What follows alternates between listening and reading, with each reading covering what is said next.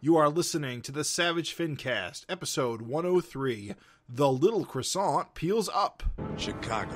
A criminal mastermind called Overlord held our city in his terrifying grip. Ordinary cops were losing the battle against Overlord's super freaks and mutants. Then, a miracle happened. When I found him, he had no memory of his past. I helped him find an identity and a life. Now we have a fighting chance. Now we have the dragon.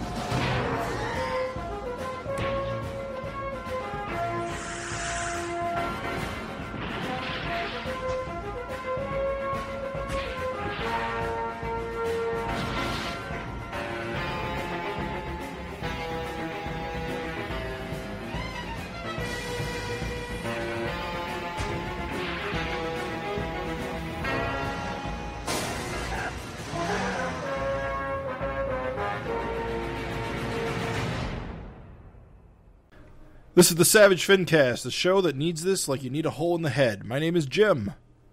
I am Craig Olson. I am Raven Perez. And we welcome you back to another episode of the Savage FINcast, the internet's only podcast about the works of the great Eric Larson and his creation, Savage Dragon.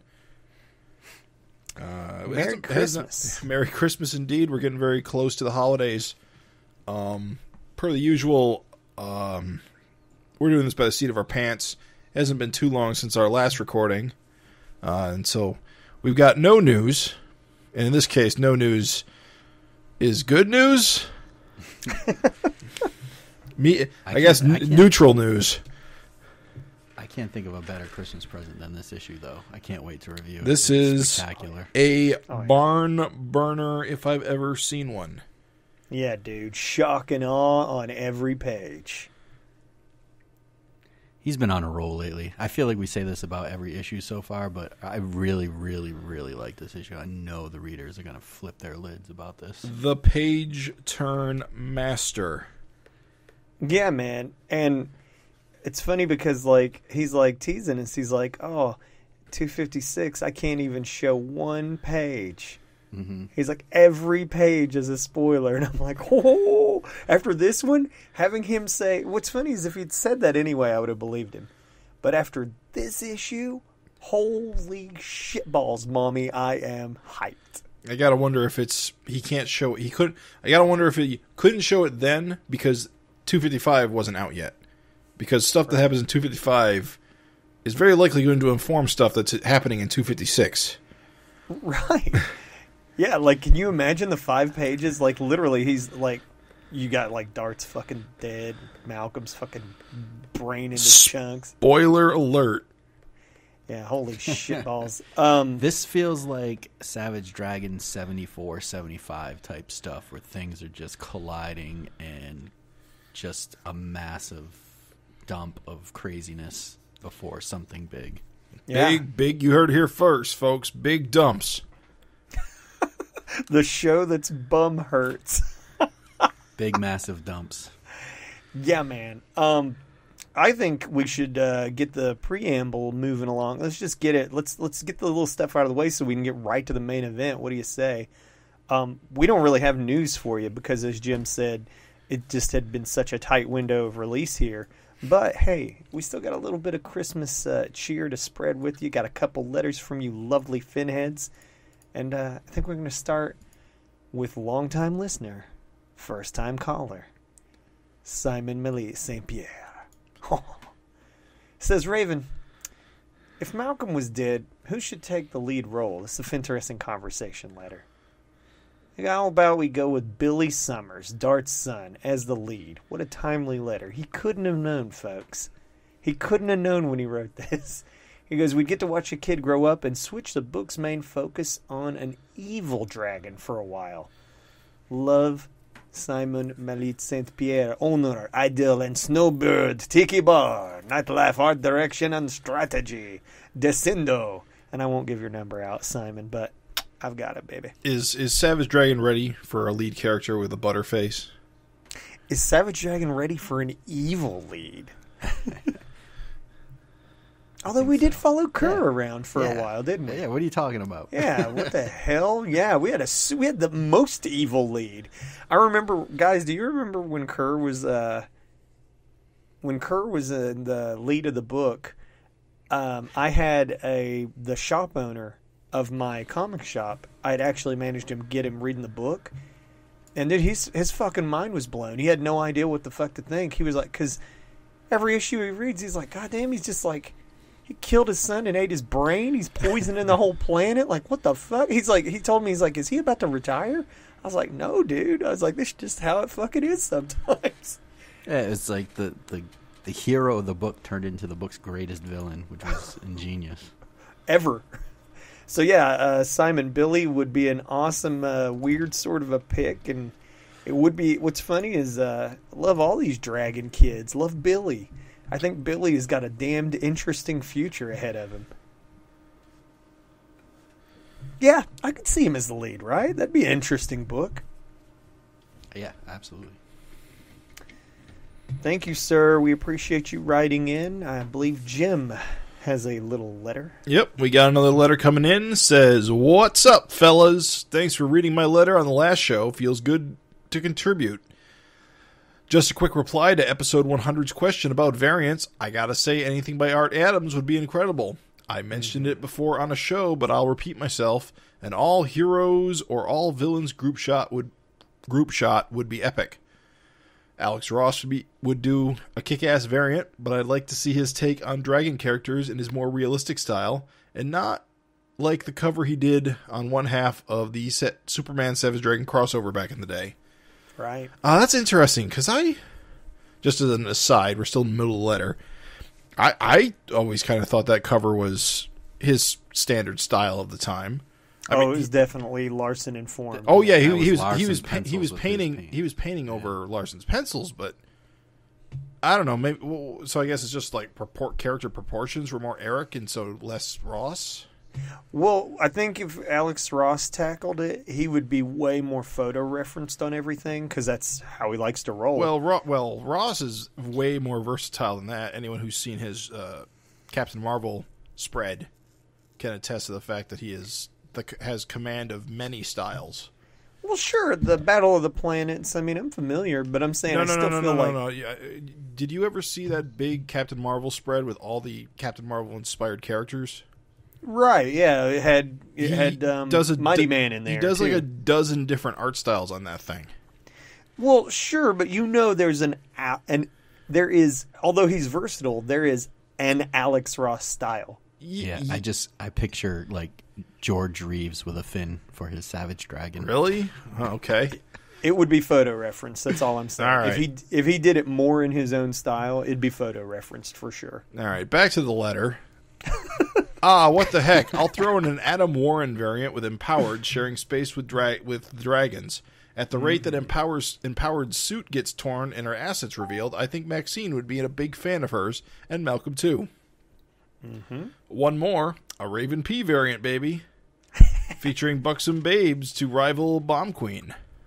He's buttering you up here. Mm-hmm. He knows how to get his letter on the show. The current month's question is good. I'll go for a takeover bid out of left field on this one and have the VC take over the book. Might be too gimmicky, but it would be cool to have the main villain or villain POV for a couple of issues. It would be interesting to look closer at the inner workings of the VC and shed more light on its inner workings and maybe go on a deeper dive into its history.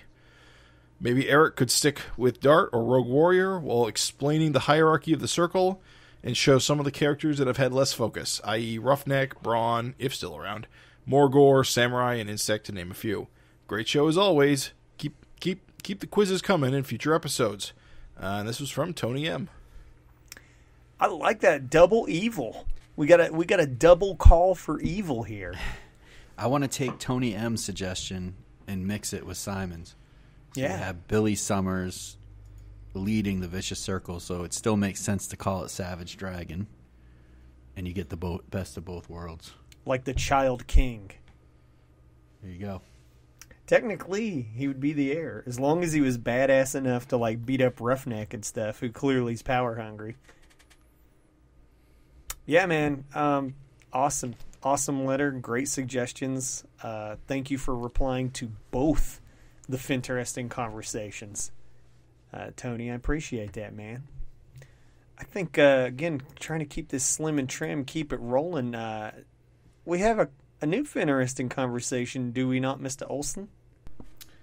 We do. So our FINteresting Conversations is where we give you, the reader, the chance to either add your own to, send a letter in and let us know what you want us to talk about, or we'll offer up our own. And in this case, we want to talk about what happens in this issue with the new team we're introduced to, North Force.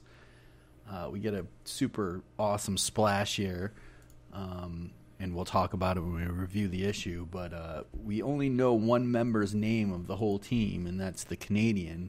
But we got all these crazy-looking characters with no names as of yet. And we're wondering, what do you guys think their names are? We'll play along and add a few of our own, but if you were to name these guys, what would you name them? Eric's going to have some zany stuff going on. But let's see what you guys come up with before they're officially named. So I got to say, I'm super excited to hear what you guys got to say for these dudes' names. I don't really know.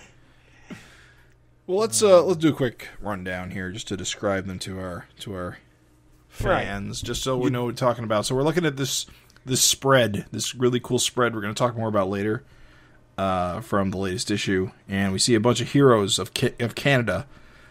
Canada's greatest heroes, North Force. Mm-hmm. And we got one chick who's on fire with kind of a skull face. Right. And we got that Canadian flag-looking guy. Who we saw in the previous issue. He has like the white skin, wears the maple leaf on his face. He's the one named character. He is the Canadian. Yeah, I guess that got Eric said that in an online comment, although it hasn't appeared in the comic. So it's on the wiki at the very least. Then we got this one chick. Looks like she's got a bird motif thing going on. She's got wings under her arms. We got this iron-looking dude with, like, iron pants. Right. Then we got who I think is a giant bear. Dude, he's got to be giant. This perspective suggests giant. Oh, yeah. Bear man with sunglasses. And then there's a knight, who I think is the coolest. We'll talk more about it later, but the knight is an interesting character to me in general, just because he exists. And then we get this red chick with, like, claws and, like, white hair. Kind of like a messed up mouth. So, like, let's just go down it, guys. What would you call, like, this flaming girl? So she's got a skull, and she's flying through the air, and she's on fire, and she can shoot fire. So it's got to be something fire-centric. You know that much, right? Right. Burning skull. That's super interesting. I think I'm going to call her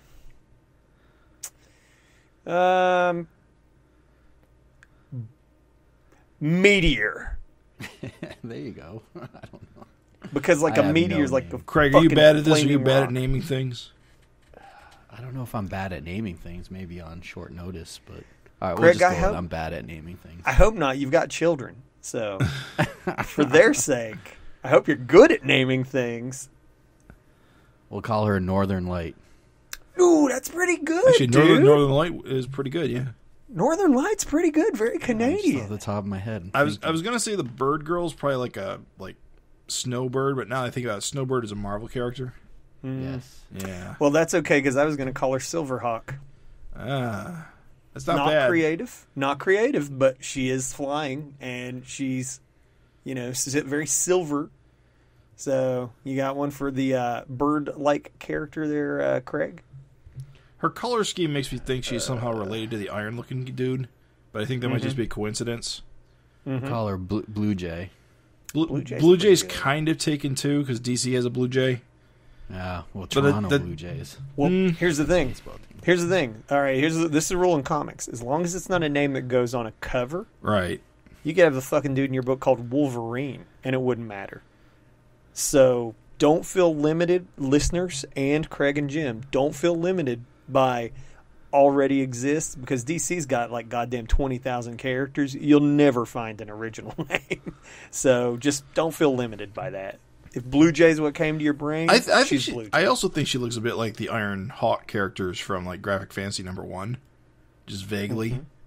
Iron Hawk's a good name.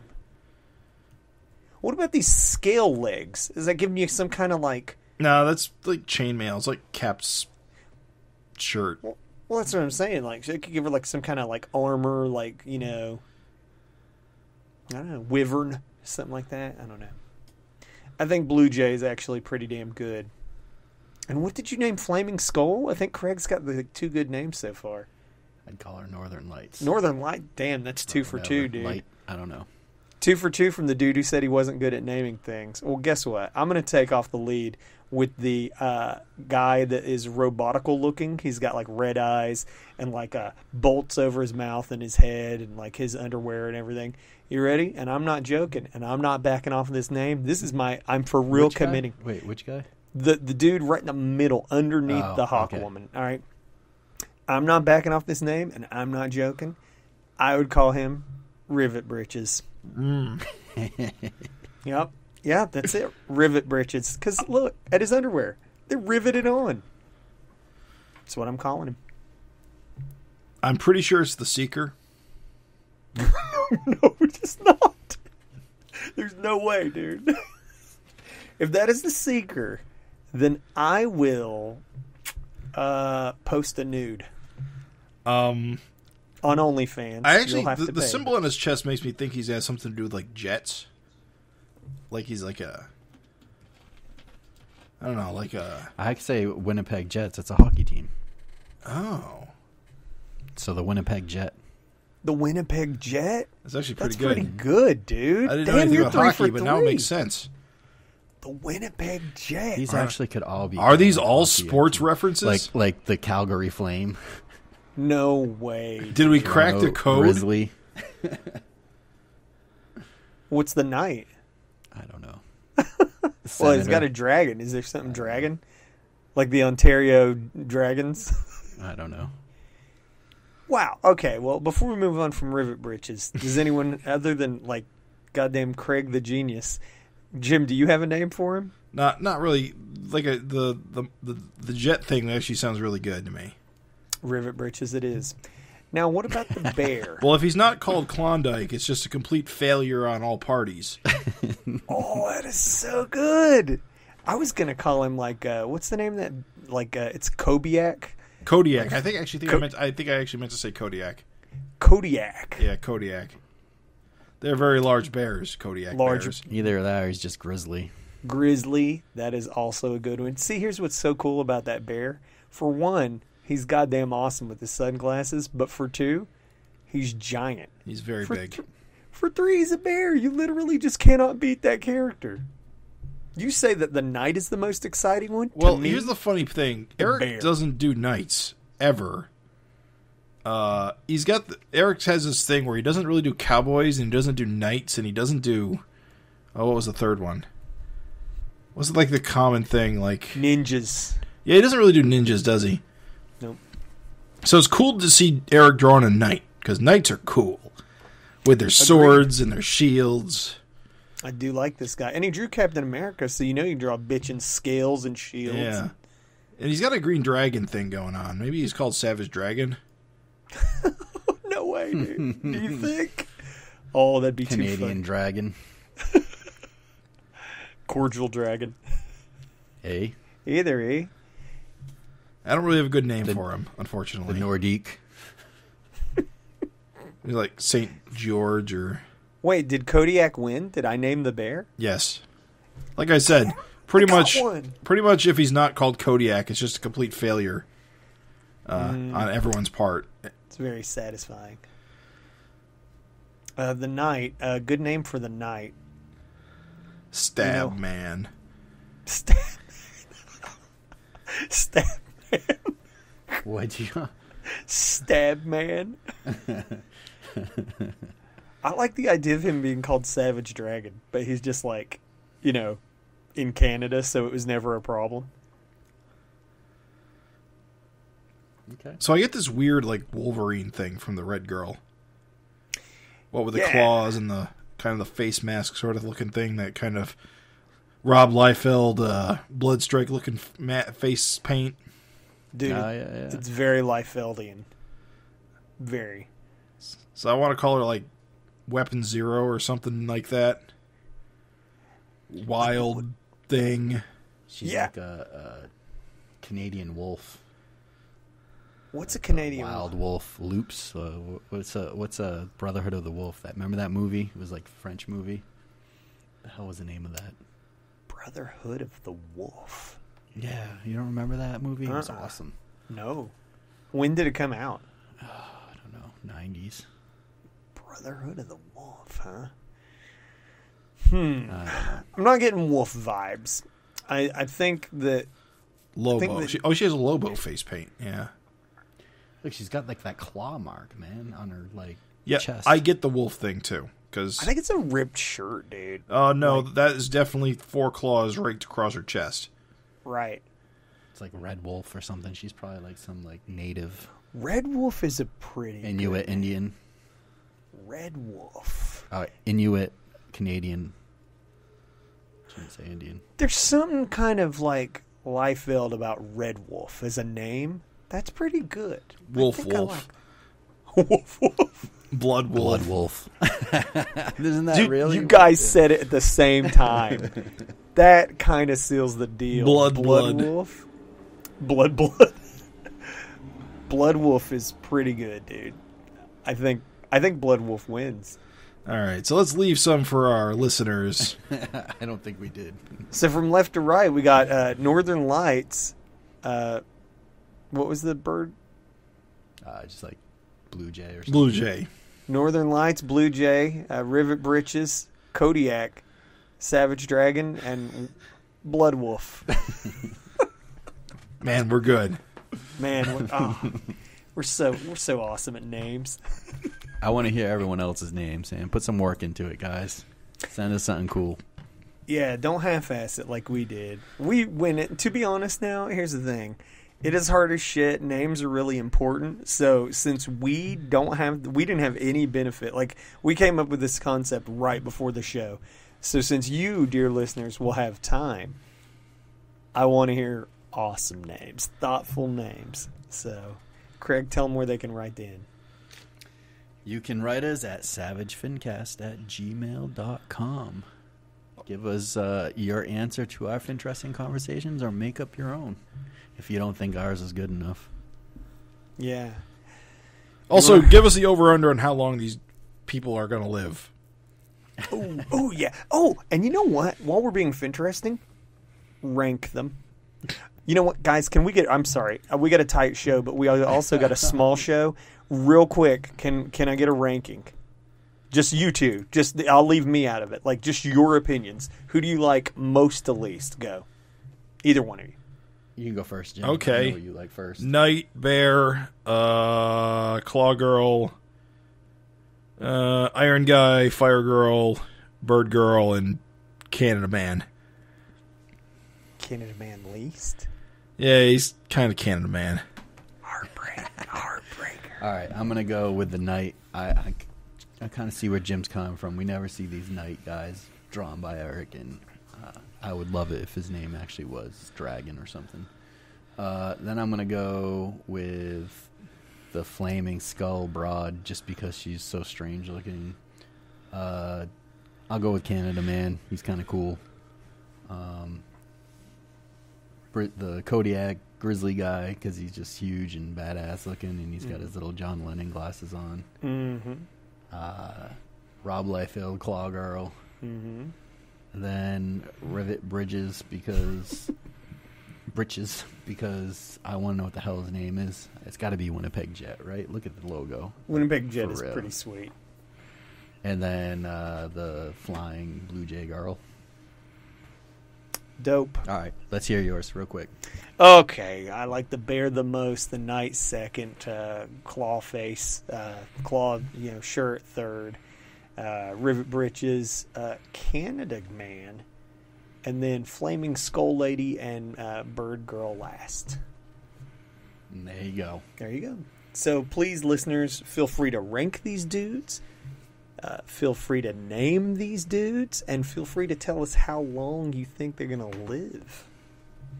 I like that. That's very FINteresting. If you don't think that is FINteresting, you take a long walk off a short pier, mister. All right, you guys ready to move on? Yeah. I'm feeling sporting. I feel like I could play a game. You always play games with my head. And with people's hearts. All right. So I got a game for you fellas, a little trivia. Oh, no. Congratulations, Jim. I like to call this the vicious circle of life. The vicious circle jerk. Thank you for the person that loses is the vicious circle jerk. What I'm going to do is ask you some trivia questions relating to the death of various vicious circle leaders. Oh, God damn it. Okay. It's going to start with a question, and you will be able to answer the question directly, and you'll get 3 points if you're able to answer it without the multiple choice. I'll give you guys a few seconds. If no one answers it, then we're going to go to multiple choice. If you wait until the multiple choice, you only get 1 point. Whoa. Okay. If you yell it out wrong or call it, not yell it out because you have to buzz in, but if you don't wait for the multiple choice and you get it wrong, the next person can either choose to just answer it or do the multiple choice, but you can't butt in. Got it. If you get something wrong, it's minus a point on top of having to wait for the second person to answer. And even if you're the second person and you get it wrong, you get a minus a point. Damn. So 3 points if you get it without the multiple choice, 1 point with, 1 point off for getting anything wrong. Did you get all that? Yeah, dude. I got it. Don't worry about it. Just get it right. Just get it right. We'll go from there. Yeah, it's not a problem. Just win. All right. I got 11 questions here. Let's get to it. Jim, you got your hand Remember, on your buzzer? So, yeah, for you guys, you can just type into your Skype chat a little X. Oh, is that what we're going to do? All right. I will call whoever hits it first. You got him.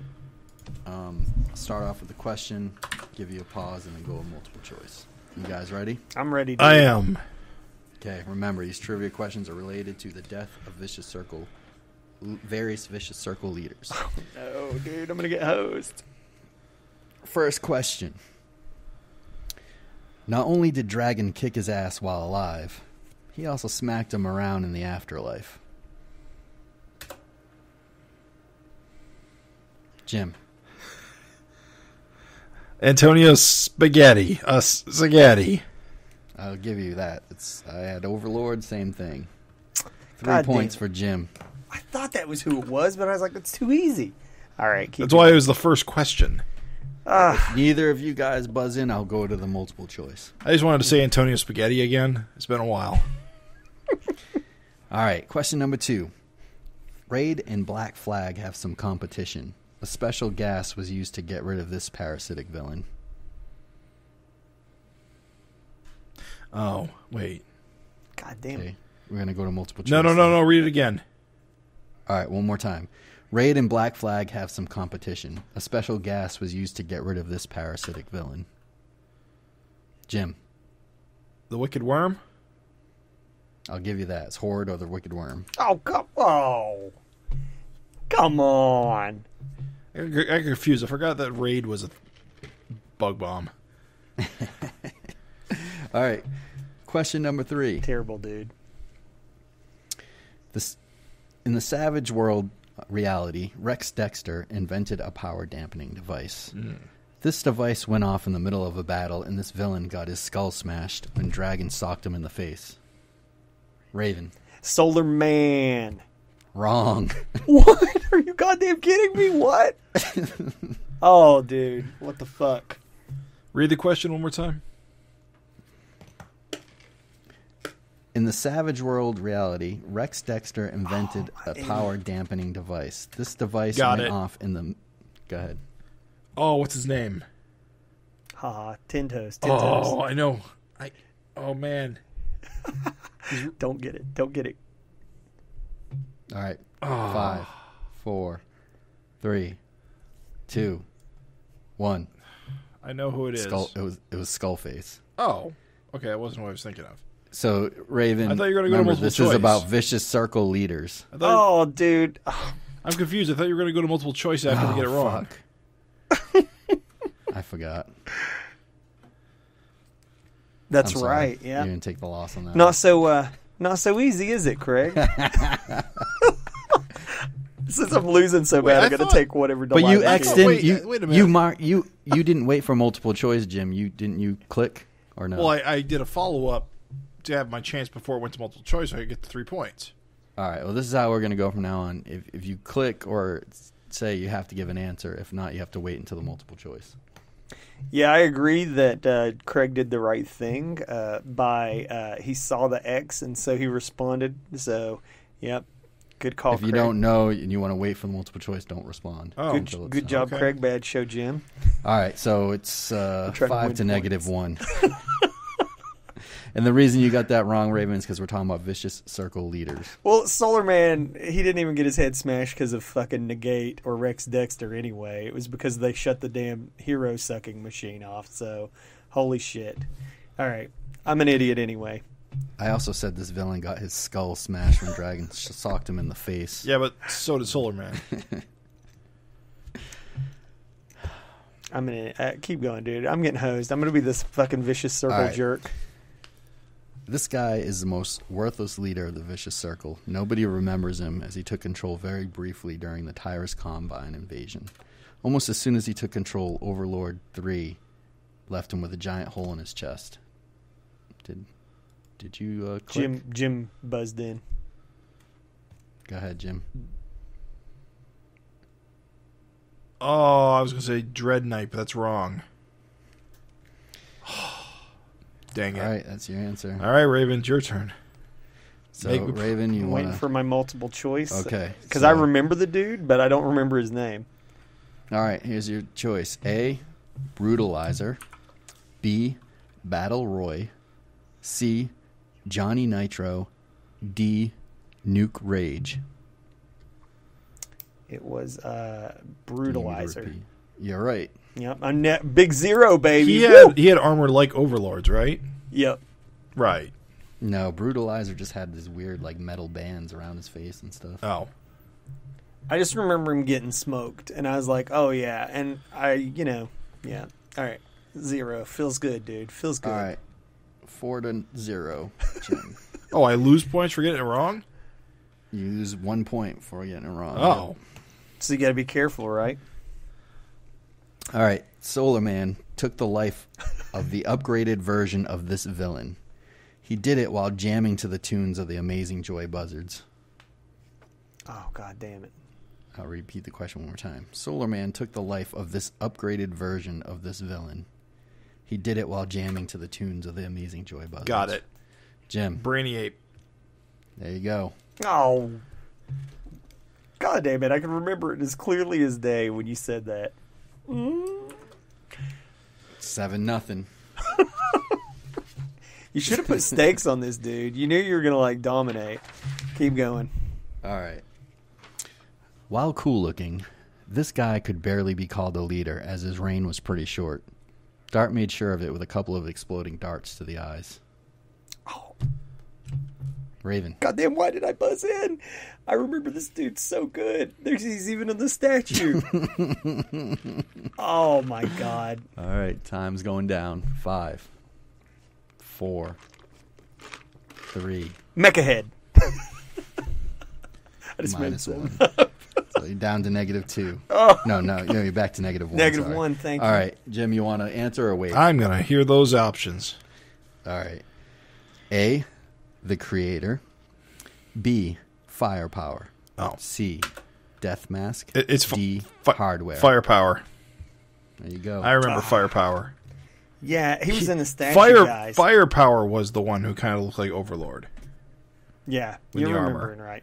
Yep. Okay, 8 to -1. All right. Is the recap necessary? Vanguard's buddy Wally murdered this villain while he was a prisoner on the ship. Who's the real villain here? Okay, Jim. Sebastian Khan. There you go, a.k.a. Cyberface. I'm sorry I'm dominating you, Raven. 11 and negative Just 1. comes, My internet just comes is really natural. slow. My internet's really slow. We're just going to play this out with Ravens no hope of winning. I diverted power from my PC to COVID relief efforts, so I can't be helped. I'm sorry that my noble pursuit of just betterment of humanity is stopping me from performing as well. That's okay. That's all. If you get every single one right, and Jim gets every single one wrong, you have a chance, I think. All right, come back. Here it is. All right. This former Vicious Circle leader is one of 2 former leaders that have yet to meet an untimely death. Oh. If you give me one of them. Oh, I know. Go ahead, Raven. Flash Mercury. There you go. Suck a dick. 2. Can I name the other for bonus points? Sure. No. But you can name the other if you want. It's Powerhouse, right? Yes. Bros. 11 to 3. I'm going to be honest. It's 2 because I was negative 1.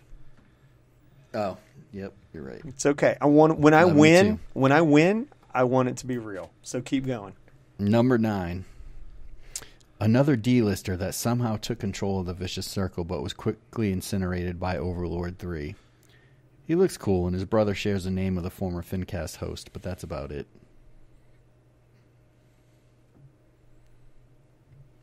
We're going to multiple choice. Yeah. Raven, you could have got some points here. All right. Nick Justice. Wrong. God damn it. Jokes. Jokes. It was a joke. Now down to 1. All right, here we go for Jim. Is it A, Raging Woody? No. B, Sid Hideous? C, Buster Justice? Or D, Blueberry Surprise? If I answer wrong, do I still lose a point? Yeah. So it's in my best interest not to answer, but I will answer and say... What was the second one? Sid Hideous. Sid Hideous. That's wrong. It was Down Buster to 10. Justice, dude. Buster Justice. His brother shares a name with former FINcast host Nick Justice. Instead, Raven just said Nick Justice. I know. I was like, how did Jim get this wrong? Jim's playing around. Well, I thought it was that's a why. sound-alike. Oh, well. Number 10. This guy lost his life when his former Vicious Circle pal, Skullface, broke his heart by stabbing through it. Whoa, fast. Jim, Okay. the floor is yours. Don't fuck up. Hellraiser. That's right. All right, so Jim won. Close. 13-1. We'll go with one more just to rub in the embarrassment. No, hold See if on. Raven loses again. Hold on. No, wait a minute. All right. All right. I Let's wager do all of my points on this next Winner question. take all. Winner take all. I'm cocky enough to take this bet. Okay, winner take all. All right. This is the lamest one because this is kind of a tiebreaker. Perfect. All right. You guys ready? Put your fingers on the keyboard because you're going to get this one.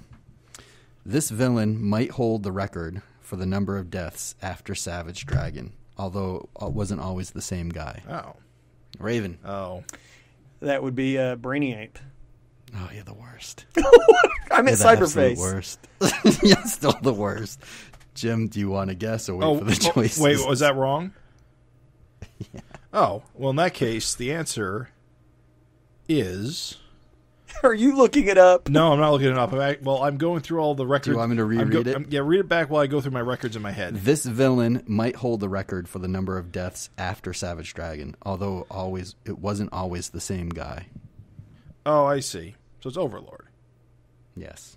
Oh, get out of town with Because that. Spaghetti died like 2 or 3 times. Can you in see various where I realities. might have made the mistakes I made? Get out of here. I mean, Brainiape did die twice, I think. yeah. And then Cyberface after that. But various Overlords died all the fucking time. So I said it wasn't always the same See, in guy. this case, if I had said Spaghetti, I would have been wrong. Antonio Spaghetti. Because I forget who the second Overlord was. That dude died, too.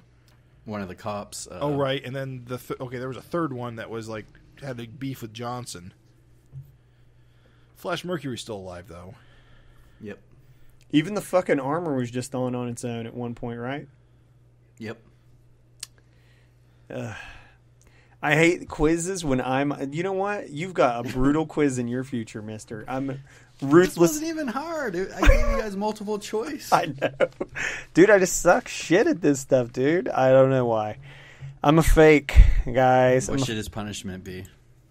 Nah, I'm You feeling kind? magnanimous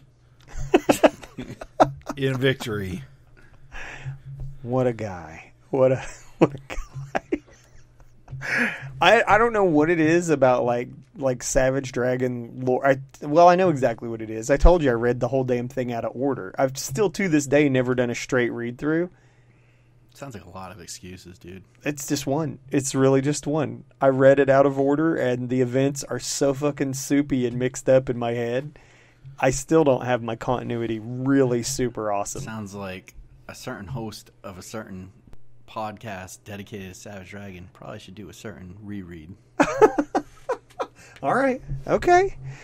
It's all right. It's fine. You know, Craig, I just got to say, I feel like your game was unfair, and I feel like it was... It was. It's punishment for all the times I lost for your games. Mm-hmm. The bullshit that I had to go through, the shame and embarrassment, having to write a haiku on the spot. And you don't even get a punishment. You did so good, dude. I'll tell you what. I will be magnanimous in defeat because I'm a what is the opposite of a sore loser? I'm a good loser. I'll let you give me some kind of fate. What do you want, dude? I'll do it. Because I did lose like a motherfucker. Like not even close, dude. So go ahead, lay it on me. What should I do? Since Jim didn't deem me worthy of some sort of shame, you lay it on me. What should I do? This is what I want from you. Okay. You have to write a letter into Savage Dragon. Oh, and my first letter. And when you write in, some part of the letter has to give me praise. That's a good one, dude. Okay, hold on. I'm going to make a note right now. You're hearing here, dear listeners, actual honest to God. Hold on. I'm legitimately, like, you can hear the keyboard. Okay, write letter to Savage Dragon. Give Craig praise in some form. All right, man. That is pretty damn good. You do realize that will be my first letter in 28 plus years of reading Savage Dragon. That will be my first letter, and you've claimed it. You've not only prompted it to happen, because I just feel like I just don't have anything really awesome to say in the letters column. Not only have you prompted my first letter ever, but you've owned a piece of it for your own praise. There you go. And what better issue to write a letter into than for Savage Dragon 255? You don't mean write a letter to the show. You mean write a letter to Eric. He's got to write a letter to Savage Dragon, to Eric, for the book. Right. And it's got to praise me at some point. I thought we were just going to read a letter he wrote out loud on the show. Nope. Isn't that a good prize, dude? I was like, okay, you win, dude. But hey, Craig, you know what? It will be done, my friend. It will be done. Okay. Look forward to it in Savage Dragon 256. If it gets published. It will. It will. I'll make sure to write the most bomb-ass letter to where Eric will have to publish it. All right, dude. I think we need to start talking about what we're all here for. The empty grave. It's so good, dude. Covers first. Holy shit, bro. We've praised this cover, so I guess we don't have to spend a long time on it. But this is a good-ass cover.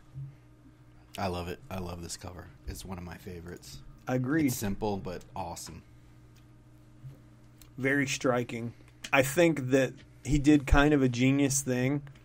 He sort of acted like he was going to do an alternate cover where the sky wasn't.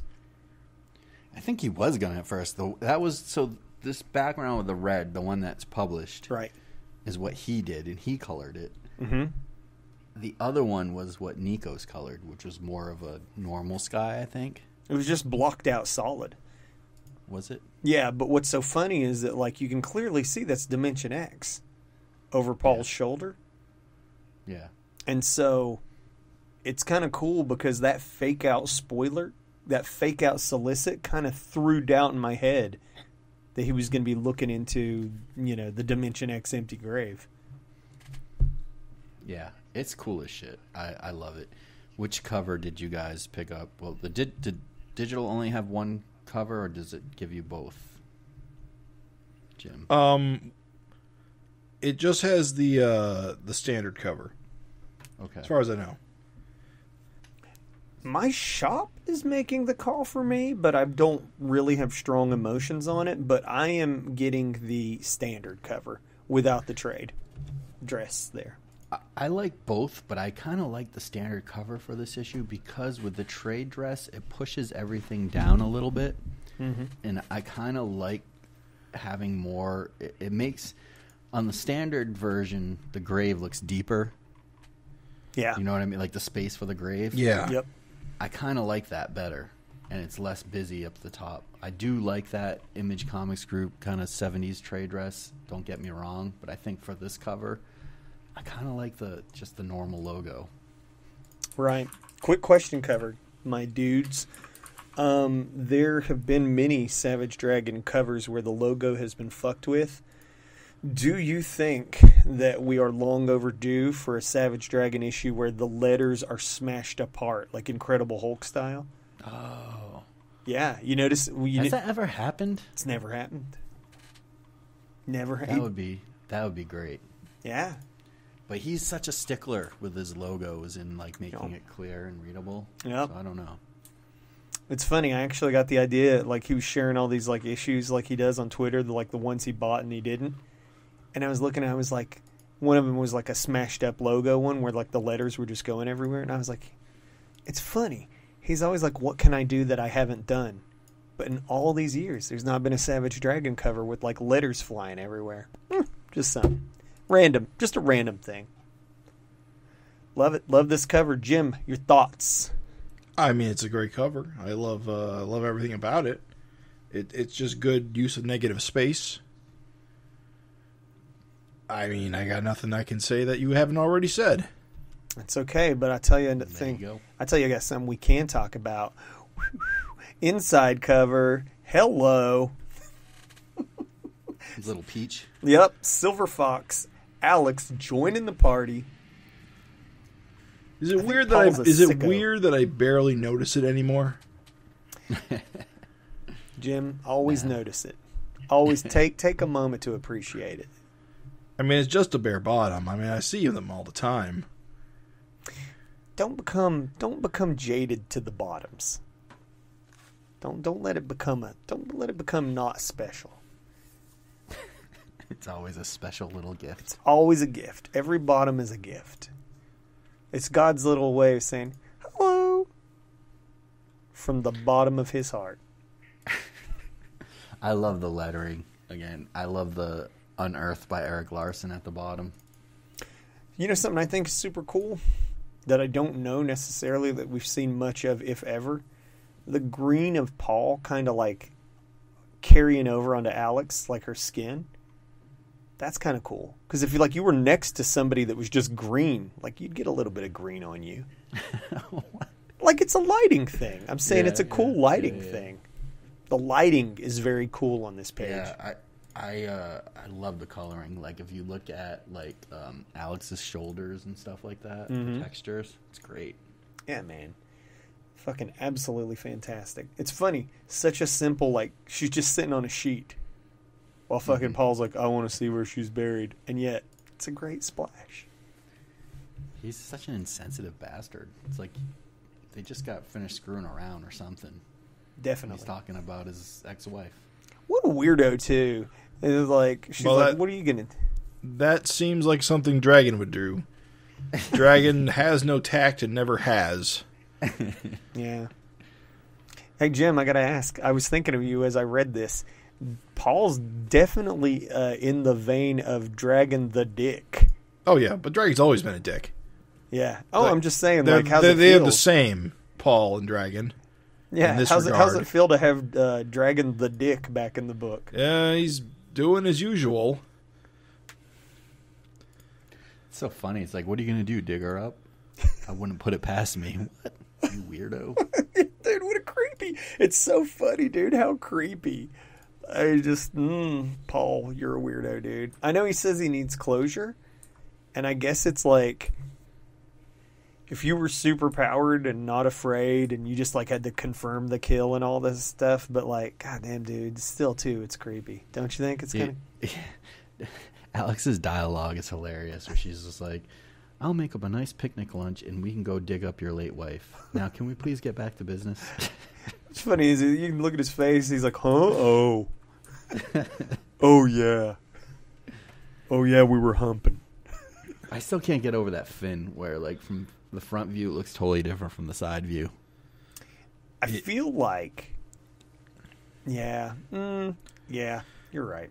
The only way it makes sense is it doesn't make sense. It's like it's implying that there is a ridge along the top that is somehow extends further down than the point it comes to. It doesn't make any sense. No. The ridge, I think, is more implied by the light. Like the lighting. Like, look at the coloring that Nico's did on panel 2. Right. Because from the side, it looks flat almost. Well, like on panel 1, on page 1, you can you see the shadow of the flipped over fin. Right. Mm-hmm. So, is it just like curled back from that angle? Is it not a ridge? Is it actually just curled over? I think it's just dude, here's what it is, and I think this is what's fucking with us. It is just nearly 3 decades of seeing a fin that is thin, and I think that this is just like a croissant where it comes to a real fine point, but it does come off his head. It just looks flat from the front. Right. But it's not flat. Like Dragon, like 3 decades of your brain being trained to see this razor thin line fin. Yeah. Because it looks flat from the side when he has, like, the profile. But it's not. It's just a drawing. Like, that's what I'm saying is I think that's the trick. Is that, like, it looks... I need to see a 3D model of this. Impossible space. That's what I'm saying is, like, imagine, like, a croissant, like, that comes to a fine point. I think that's sort of, like, how you got to envision it. You hear that, folks? That's how I envision it until I see it from the side. And I'm like, I don't know. I don't get it. Whatever. Yeah, Dragon, just creepy. Yeah, Alex is fucking funny, dude. And I love how she's all about the D. She's gonna take it. She knows this guy is insensitive and only cares about his fucking wife. She's still like, okay, well, whatever. Let's get back to it. Only care about 2 things. She put up with Dark Lord. Not Dark Lord, Dark Dragon. You know? Just saying. I hope fucking Paul can get his shit together and realize, like, he's got, like, you know, ignore his Ramona flowers for his fucking knife chow there. Just saying. Don't turn down true love, Paul. It's right there. At any rate. Sorry, man. I just feel like he's fucking up the same way Classic Dragon did. You mean always and every time? And Yes. Like, don't backburner Alex, bro. Like, that's all I'm saying. Wake up, Paul. Wake up. I don't know. I always thought, how do I even begin to phrase this? Alex has got something seriously wrong with her to keep pining after this guy. Like, do you guys remember that cool moment when she said she never saw Dragon again? Yeah. Why couldn't that have been the case? Because clearly that was her getting over Dragon. And now she's clearly not over Dragon anymore. I mean... This is Paul Dragon. Yeah, but this is, like, the closest she can get, you know what I mean? It's still pretty, like, sad. It's not, like... I mean, but here's the thing. Like is this to you? Is this true love to you? Is this the relationship that the book always should have had? Or were they always better apart as friends? Well, okay, so kind of to explain, the thing with Alex is that, like, she kind of ended up with, like, that, you know, the girl that got like, just passed over for everyone else. Like, yeah, but they were coworkers. Right, but I mean, I'm talking about like, I just think they make better friends than they do like boyfriend. She clearly wants to be more than friends, though, is the problem. Yeah, but is that healthy after this long? Well, like, she's like the best friend that the guy like married somebody else, but really they should have been together. That's exactly what I mean, dude. It's Smallville, and Alex is Chloe Sullivan. So this is Lana Lang. Yeah. Well, no, Lana is in Dimension. Lois is in Dimension X, and we got Chloe Sullivan here just trying to hook up. I guess Lana too. Wait, is Chloe? Wait, Chloe's a character, not an actress. I Chloe never watched Smallville. Right? Yeah, Lana's fine. Yeah, Lana works too. But basically, the problem with Alex is that Alex was always like clearly. Like, what's funny? This is the phrase everyone like. It's modern. Like people hate to hear it, but Alex is friend zoned, bro. She's friend zoned. Like Dragon always puts her in the zone. He's like, nah, not you. I mean, you're fine to fuck, but nah. I mean, I'll bone you, but we're never going to be like husband and wife, I mean, they never had sex until he was off the force, so at least they were professional about it. At least. I don't know. And then you got Paul, this weirdo, who is clearly, what's funny is he's still mostly his own dude. And so what's this weirdo think? He's like, here's this vulnerable chick who was super into the guy that was just like me. I think I'll just bone her all the time and go look for my dead wife. It's like, what? I mean, we're talking about Dragon here, who just moved into his alternate reality counterpart's life and took his wife. Yeah. You ever think about him and Jennifer's relationship in the Savage world and how weird that actually is? Well, it's funny because, like, people do that shit in real life, though, bro. Like, they'll hook up with people that have the same name as someone, or, like, I know a dude who is with a girl who looks 100% identical to the last girl he's with. I mean, honest to God, sometimes I get like goofed up in my head when I see him with the new girl, thinking it's the old girl, and I'm just like, bro, that goes a little bit beyond a type. You know what I mean? Like, yeah. I get that some guys have a type, but they could be twins. It's weird as shit, dude. The worst are dudes that date girls that look like their mothers, kind of. Yeah, or what about like guys that'll hook up with a girl's sister? Like after, like, oh, she passed and hooked up with her sister. It's like, what the fuck? That's not weird to you? That's Joe Biden's son. Did he do that? Yeah, his brother died and he hooked up with his wife. God damn, dude. That's too weird. It's too weird. But I'm just saying, like, we're criticizing Alex and, like, Dragon for, like, oh, I guess the kind of thing is if you knew that there was somebody that was just, like, almost 100% the person you wanted and they were right there, would you really have the willpower to be like, nah, that's weird? You probably wouldn't, is all I'm saying. Also, I mean, I guess this isn't the same Dragon from the same reality anymore, so it doesn't really count. I mean, back then, there were, Alex and Dragon were from the only ones from, like, the same reality at the time. Mm-hmm. But now, I don't know, it's Paul Dragon, so I don't know. I have no idea. I mean, it's kind of like her best friend and someone that she's felt like she's lost multiple times. I guess in this case, it's better that he's not the actual Dragon. Because in this case, it's like starting over with a new guy. It's weird, though, because he has all the same memories. Some of them, anyway. Yeah. But I guess. It's weird. What's weirder still is he is detached from him, though. He's like, because again, to him, everything I remember is weird. Doggy Style. I remember that. He's like, you like this, right? I'm vague on the other details, but that I remember. I mean, it's crazy though because there's no version of Alex, I don't think, in his life, in his reality, in his original reality. Right? Isn't that what he said? He's like, we weren't together. Just no, so I've never met you. He said, full disclosure, we've never met. Yeah, I was like, wow, bro. But he has memories, so it's kind of weird that way. Also, there goes my theory with this scene that, like, when he gets a boner, his fin grows to full size. I thought for sure he was going to, like, do that, like, as a joke or something. Nah, man. No, thin the all little time. Blood rushes to his fin. the little croissant just kind of peels up. Exactly. He said peels.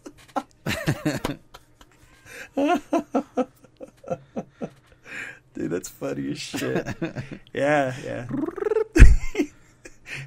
Wow, you look almost like my dragon. Well, you better enjoy it while it lasts.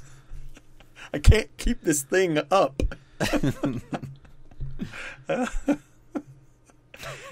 So, speaking of keeping it up, so apparently Angel's put on some weight. Love it. Apparently, we caught we caught that back in the Funnies issue. Apparently, that is canon. Mm-hmm. This is This is kind of a weird conversation that Angel and Frank are having. Because Wait a minute. Wait. Hold on. Pause. You said, speaking of keeping it up, and then all you said was Angel put on weight. Yes, the weight is still up. Oh, okay. Keeping the weight up. Got it. All All right, that's fine. So you were saying? I was saying their conversation's a little weird to me because apparently Angel's been having second thoughts about being this whole superhero thing because she's been injured a couple of times and she doesn't really want to deal with it anymore. Well, again, not to jump too far ahead, but kind of like recurring theme, dude. Like they're young and they're thinking about, they're young and they're in love and they're thinking about their lives and stuff. It's funny because if you got to think about how things are in the world, right now, remember when Malcolm was talking to who was it? Oh boy, this is why I just bombed the fucking game about villains. Who was the villain? It was fucking, oh my god, the dude with the fucking the gene tech. I've already forgotten his name. The fucking spook face. He got killed. He was boning all the demonoids. Oh, right. Scourge. Scourge. Remember when Malcolm tells Scourge, he's like, bro, no one's going to let you become the new Overlord. Are you fucking kidding me? There'll be heroes all over you. So kind of Malcolm paints Canada as if it's a little bit more under control. I've got a big problem with this. Now, I understand that in the Savage Dragon universe, everyone is like tissue paper. Sure. All right. But if that's the case, if dying is so easy, why would anyone become a superhero? Well, why do we have firefighters in the real world? Well, that's what I'm saying. Why is Angel having second thoughts now when she's been doing this for years? She knows it's dangerous. It's the job. Yeah, but bro, she I think almost just died. recently She's come to the conclusion that because the freak out, the Malcolm Blood freak out double combo is no longer viable because freak out's been made illegal. Right. She no longer wants to put herself at risk. That's what this whole conversation's about. Because she almost died last time. Yeah, she got If it gored. wasn't for that. And fair. She got gored by the Demon King. But her solution is that as long as she has the get out of death free card with the freak out, she's good with it. I know why you hate this, because you hate freak out. I kind of do. It's all about it's all about the blood stuff, which I think is all. In this thing here is exactly why I don't care for it, because if you got if I get injured, just inject me with Malcolm's blood, then take my powers away. Easy peasy. Now I'm invincible. Then where's the sacrifice? Well, I think that was the whole point of making freak out illegal. Right. It was fine. Now he's kind of done because otherwise there is that kind of easy backdoor. Right, but now you've poisoned the well of Angel. I think this conversation is okay because of her near-death experience. She's saying it's too much of a risk, dude. She's got Frank that she loves, enough to marry. She's just dude, I have things to lose. And I guess there's that, and there's also in the world of Savage Dragon, without most of our main characters, there is a lack of what's what I'm looking for. A lot of characters, they don't have a lot of reason to be superheroes. Who are superheroes? Other than just bettering the world. Doing the right thing seems to be pretty much the baseline. They've got nothing they're really working towards. they're superheroes because they have powers and they're good people. Sure.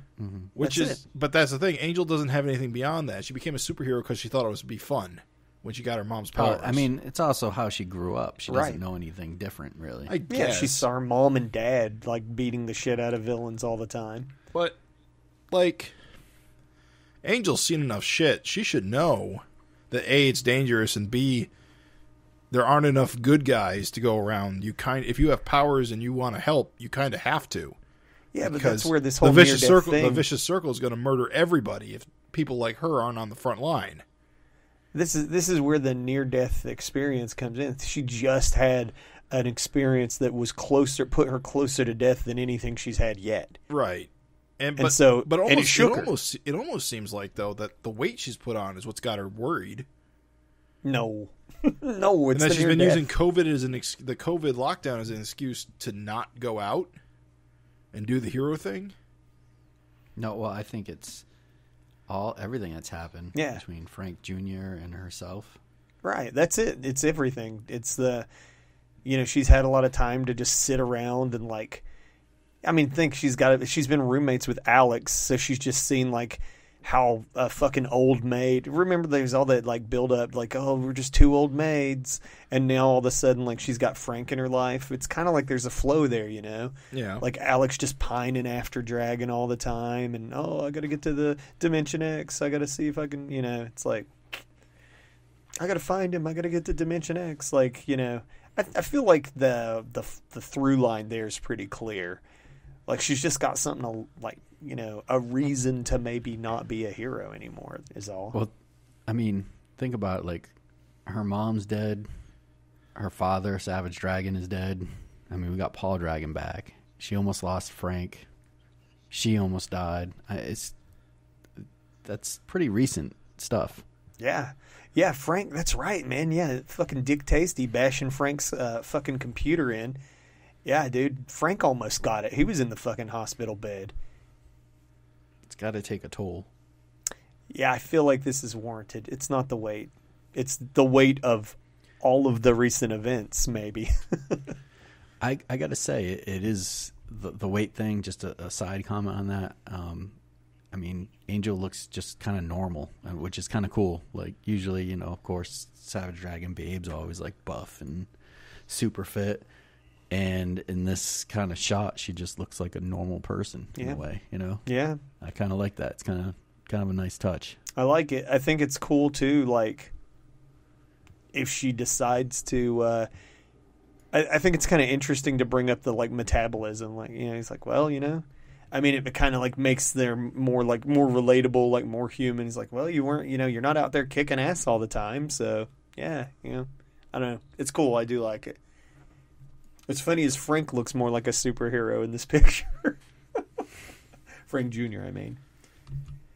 Well, he's probably, like, all thin from being in a hospital bed for how many weeks? Man, blunt force trauma to the head is such a great diet. Holy shit, guys.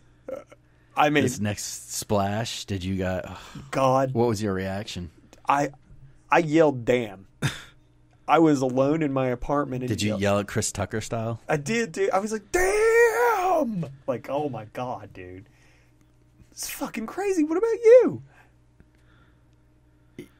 Totally unexpected. It was totally unexpected. So unexpected. I missed, like, the second part of it. Because not only does Dart catch a bullet to the brain... But she falls over and drops one of her explosive darts, which destroys her body by setting off all the other darts, I suppose. Dude, get ready for it, Jim. Are you ready? The fucking exploding dart that blows her goddamn body up was her earring. Yeah. I don't know. Was it her earring, or is it what was in her hand? It was the earring. That crazy bitch had exploding darts on her earrings, dude. Yeah, but because I saw the one fall off, but I didn't know if there was one in her hand or what. Because, well, maybe not. But you know what? I will just say, because the first time I read this issue, my immediate thought was, Eric has misdirected us. The returning shark tooth face on the cover of the next issue, it must be Dart, right? Because she's got shark teeth. sometimes. But if her entire body's been destroyed by explosives, except for that one leg, that seems very unlikely. Yeah. Let's talk about this splash. Right. And, like, I want to bring attention to one thing that's fucking freaky and cool. Look at her eye on our left, I guess. Right. Her right eye. And how it's just kind of like getting pulled from the blast. Yeah. Like the other eye looks normal, and that one eye just looks, it's just cool. It's a cool little touch. Looks fucked up. Like the skin is getting pulled around the eye. Well, it would be. Ugh. Oh, it's fucking. This is grisly. Strands of hair. This is, dude, bro. I mean, this is fucking over the top. This has got to be one of the top 10. Like, somebody is so funny. Somebody on the Savage Dragon Facebook group was like, shades of when you saw Carl getting shot in the eye. And For Malcolm. And then I was laughing as I read that because I was thinking, man, you have not seen shit yet. You haven't seen shit. It's such a great drawing of Dart, too. Yeah. Like her face and the eyes, like the classic giant Larson eyes. Very anime type. Yeah, and then just that one sound effect. Blam! Oh, dude. It's fucking killer. And you look at this and you're like, what? You just, there's no scene setting it up. Right. You just flip the page from like this calm, two-person conversation in someone's bathroom. Right. Flipping the page to all this white space, gory blood splatter, an ear flying off, giant blam. It's so shocking. Yeah. Fucking skull fragments. Oh. This is fucking Dart. She's been around longer than probably any other villain at this point. Well, I did some quick research on that. Oh, Love it. So, fun facts, as always, about Dart and her adventures as Dart of our girl Allison. So, Allison, of course, she appeared as the babysitter character way back in, like, issue 45. But what's fascinating is, doing my research, is that as Dart, she had first appeared in issue, what did I determine? I believe 115 was her first appearance as shit. Dart. And see, here's the crazy thing. 115 was that big the double size issue, whatever. Yeah, the big double issue with the wraparound cover. So on the cover, you see Dart, but she's not actually in the main story.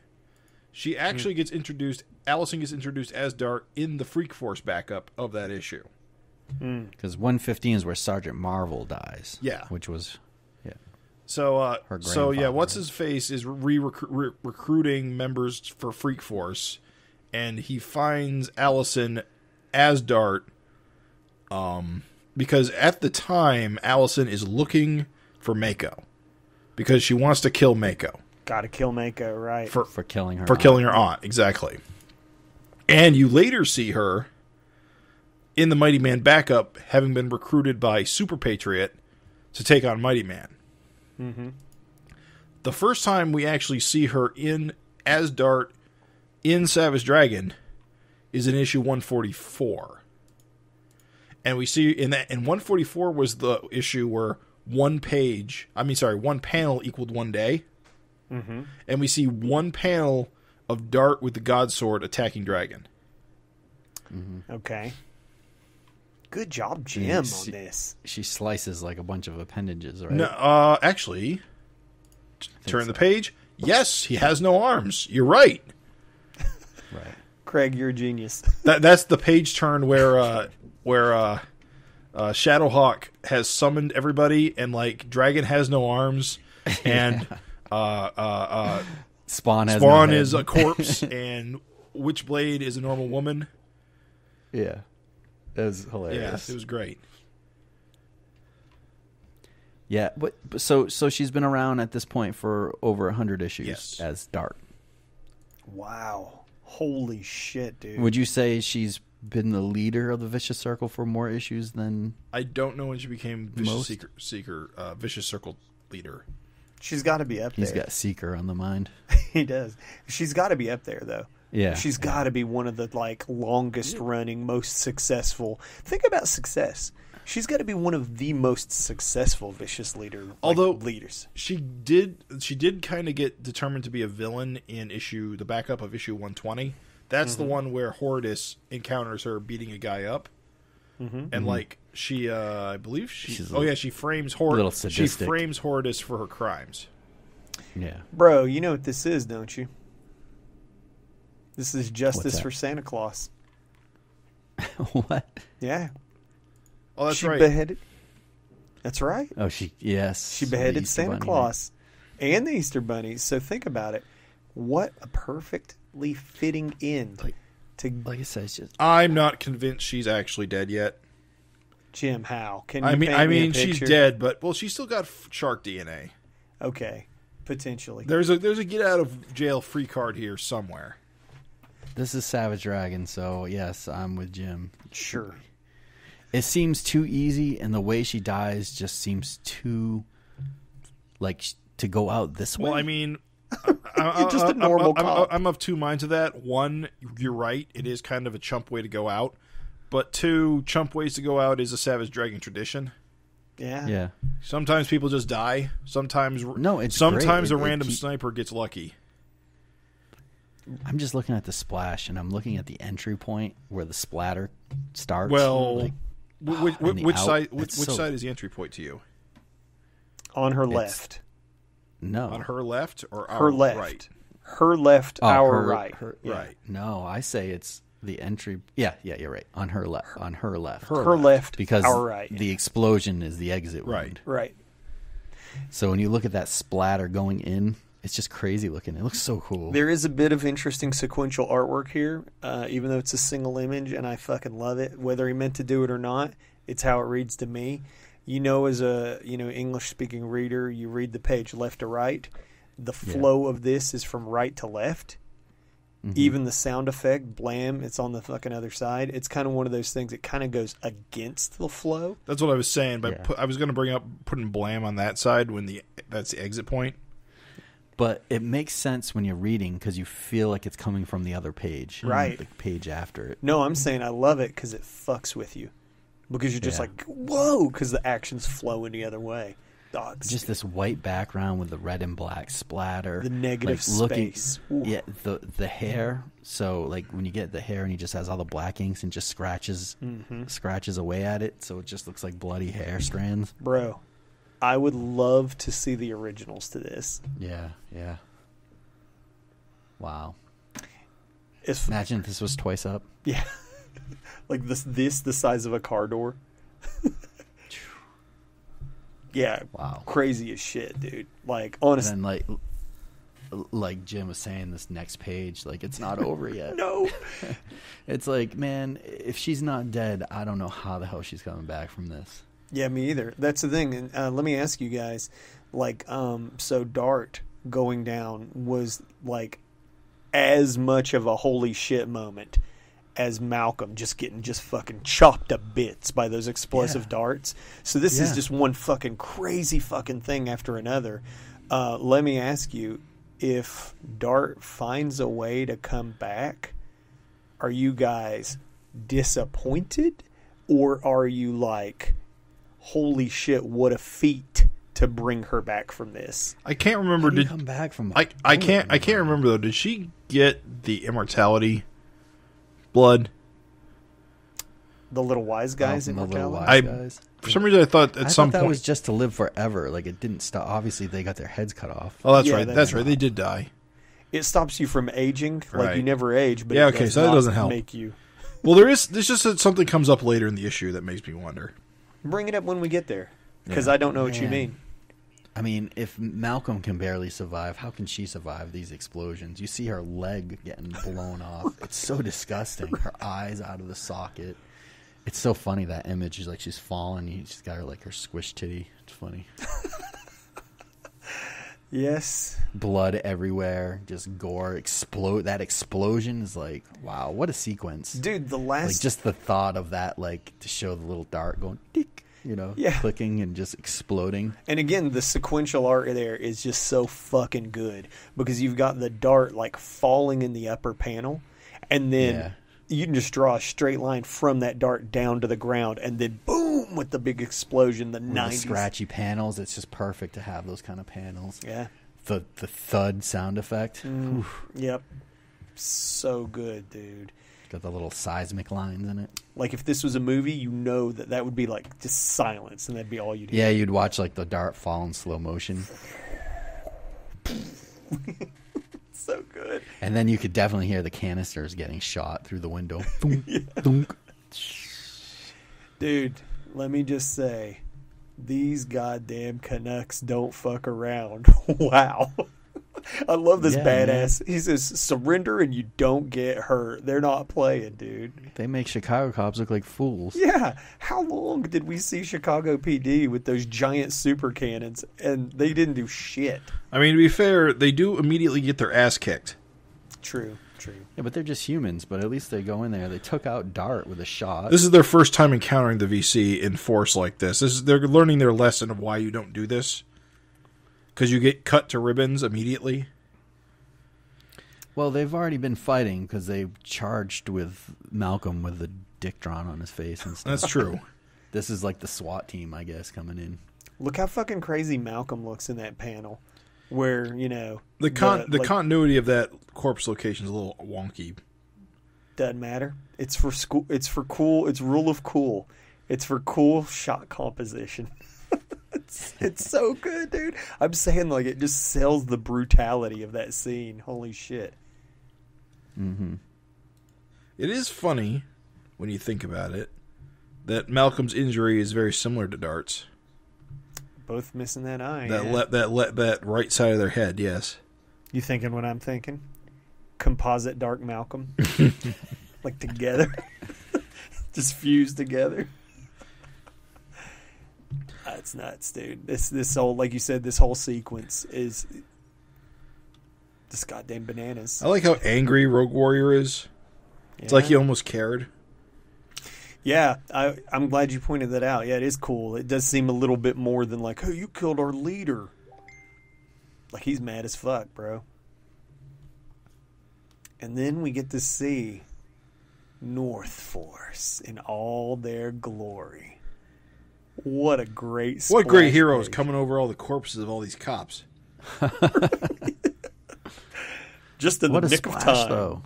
I mean, you go from the Dart splash is awesome. I mean, I don't think anything can top that. But also just getting a splash of this brand new superhero group, which is always fun to see, like a new group of characters. Right. Super stoked flipping and seeing all these guys. Yeah, I love Eric Larson character designs, bro.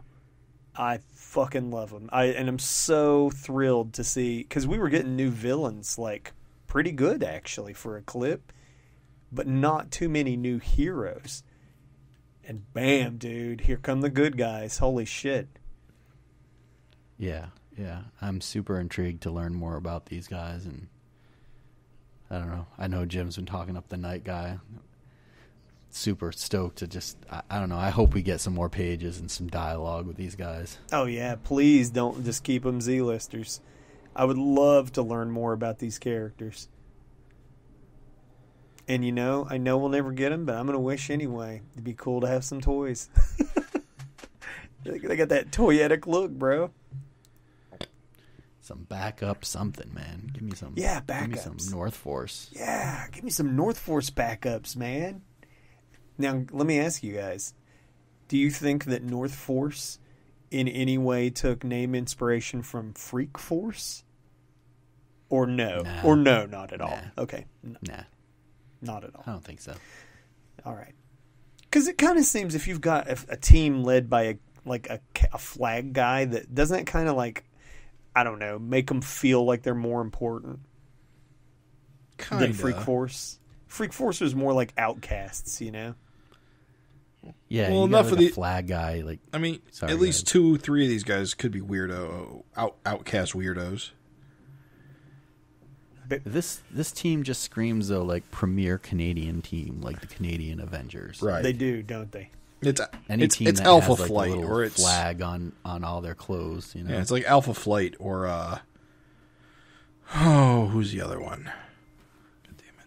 the Avengers. No, Yeah. I'm thinking of Canadian teams.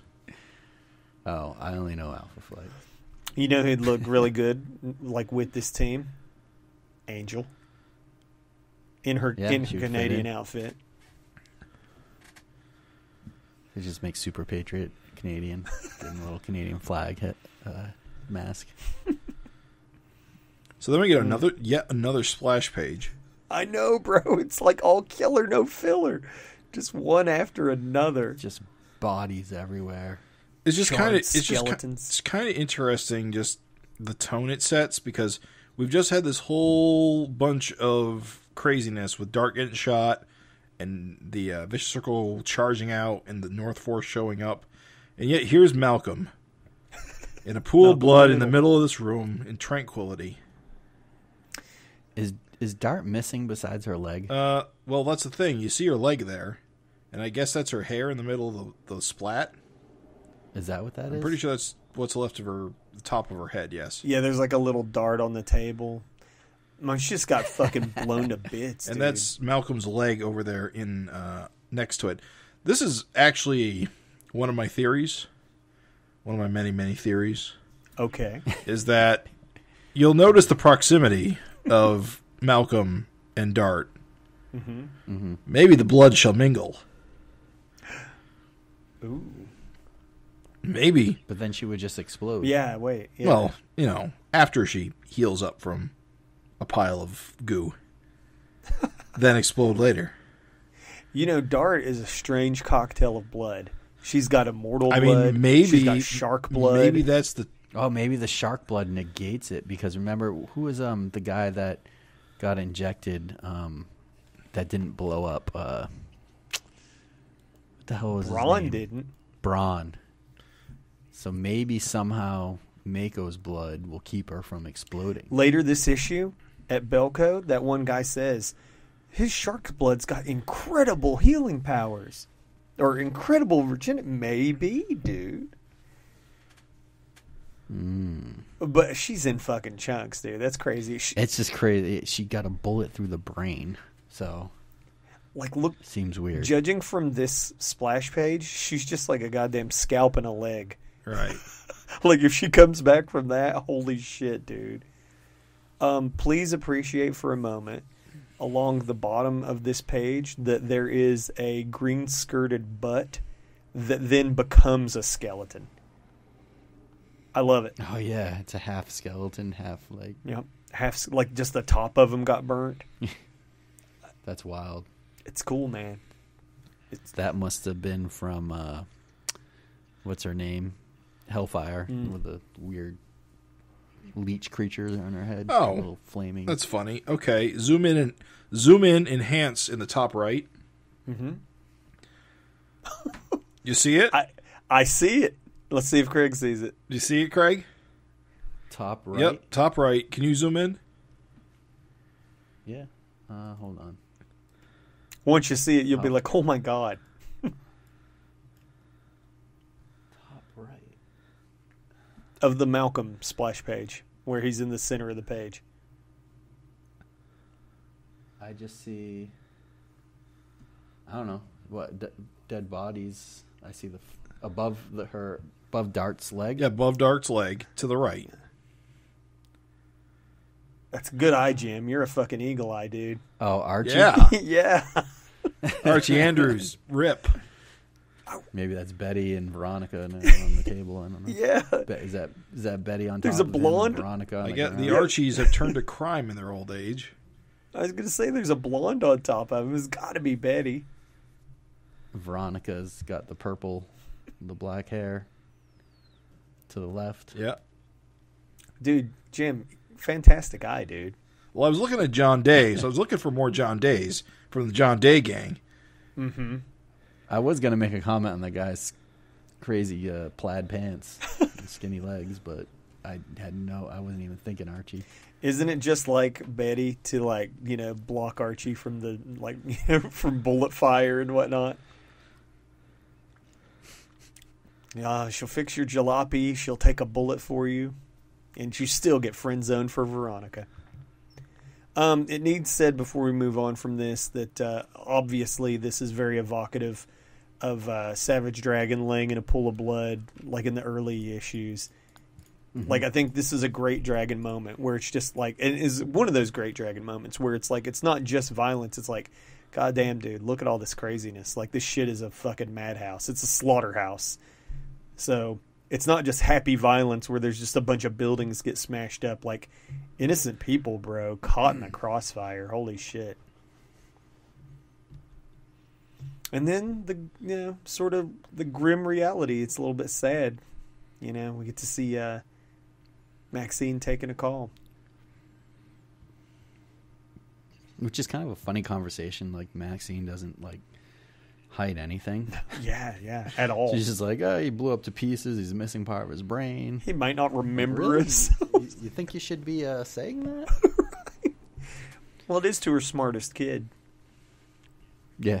He's more mature, probably. Dude, funny comedy. He's looking more and more like Malcolm, young Malcolm. Mm-hmm. With his little shirt. Loving it. Yeah. Loving it. I think it's funny that he managed to get a humor in this scene. Do I still have to go to school tomorrow? Yeah. That's something a kid would say.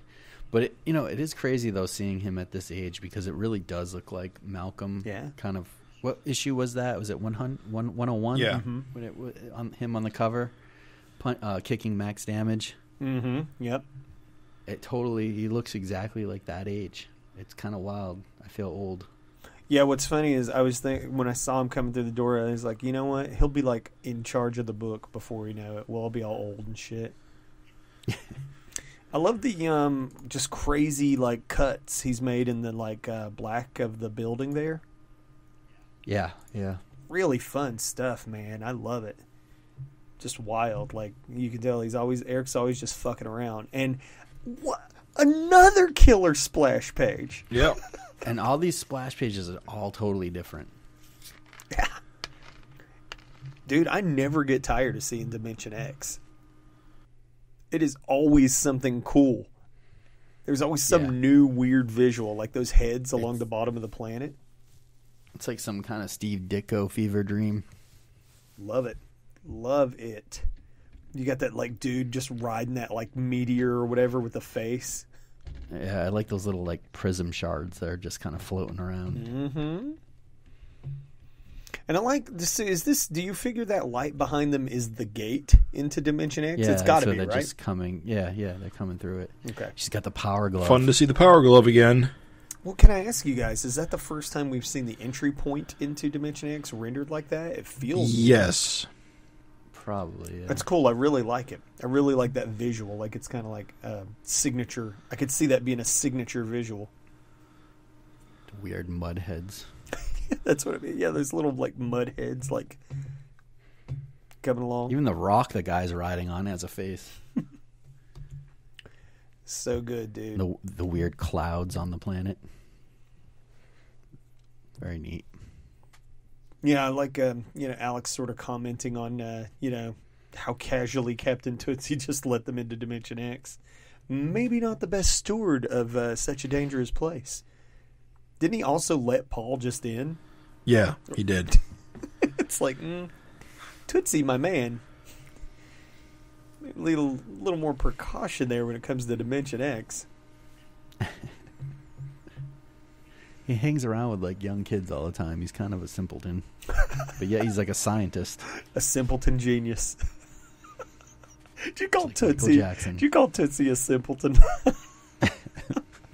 He's done nothing to earn that, sir. He's done nothing to earn that. He's like a giant child. Yeah, I gotta say, it's kind of an interesting little... with this book, you never know if it's nothing or if it's building up to something. But it's kind of interesting to learn that Paul has no real experience with Glum. You know, you got to wonder down the road, like, what would happen if those two met. Right. Which makes sense. It's like I said, it's kind of like I'm still enjoying learning things about Paul. You know what I mean? The interesting contrasts between him and our dragon. Right. So, on this next page, though, you see the recurring theme that I was talking about. Where, like, Maxine is kind of like, bro, we maybe need to, like, give this hero shit up. Quitters, all of them. maybe we just need to live the good life. You know what I mean? Yeah, he just got his ass beat a few times by the Vicious Circle. When you think about it, the last issue, was it last issue or the issue before? It was last issue. It was last issue, right? Yeah, he got thrown in the water, like basically knocked out, and they fished him out of the water. Knocked the fuck out for hours. So he's not really a match for the Vicious Circle. Nope, not on his own. There's too many of them. I like that. I love that. Malcolm in real danger. Dude, how long has it been? He's just been creaming every fucking buddy he comes across, and now he's in like super danger. Mm-hmm. Just a great page. Love this like sort of like long tall panel layout with the thin strips there. The big drawing of Maxine on the side at the side of the hospital bed. She brings up the interesting point, acknowledging again from the funnies. In the funnies issue, we saw that the alien ban was lifted, like the Supreme Court threw it out. Right. And so now she's like, dude, if you think about it, like if we went to Chicago, like Chicago would be a super awesome place to be because there's no freaks. So, I don't know. It's kind of like, what do you guys fucking think of that? Like if the book went back to America. I don't think it is. I think he's in Toronto for a while. Yeah. I mean, like they said, like one of the kids isn't Maddie a Canadian? Yes. Has to be, yeah. Yeah. I don't know. Yep. But Angel is moving back to America with Frank. And, we'll see. And Freak Force, they're on the reservation in America. I don't know, bros. We'll see. We'll see is right. We get to see the awesome, just a power glove. I like to see Alex kicking ass. She needs her battle tank armor back. That was the best Alex. That's long gone. And they just smack that bat creature in the kisser. Yeah. Brockabadoom. And back to Glum World. Well, no, next to near Glum Glum World. Yeah. Glum World. It's Of course, there are lots of Glum Worlds because when Glum was Emperor, he carved a lot of worlds into his image. Yeah, Bully Boy World is right though.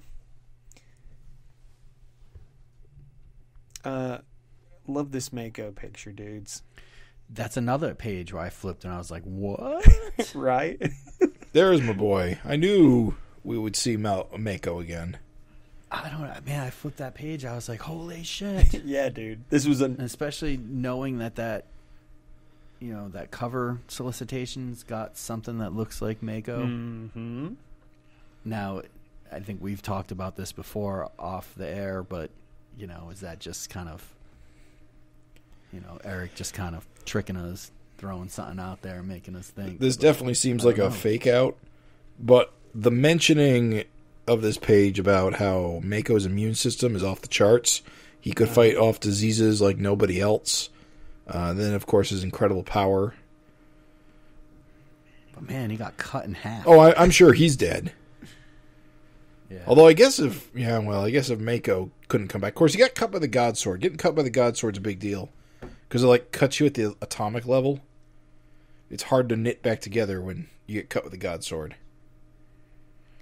Even that's weird foreboding panel where it's like, you had me worried there. I hate to think what would happen if he was to return. And the scientist is like, there's no reason for concern. I'd like to think that we're a bit more responsible than that at Belko. Yeah, I don't trust this. Belko's known for responsibility. I do not trust this character at all. Right. Do you think the janitor is sinister? With his face, I don't even believe they're giving Angel freak out at all. I think this is a big misdirection. I got to tell you something.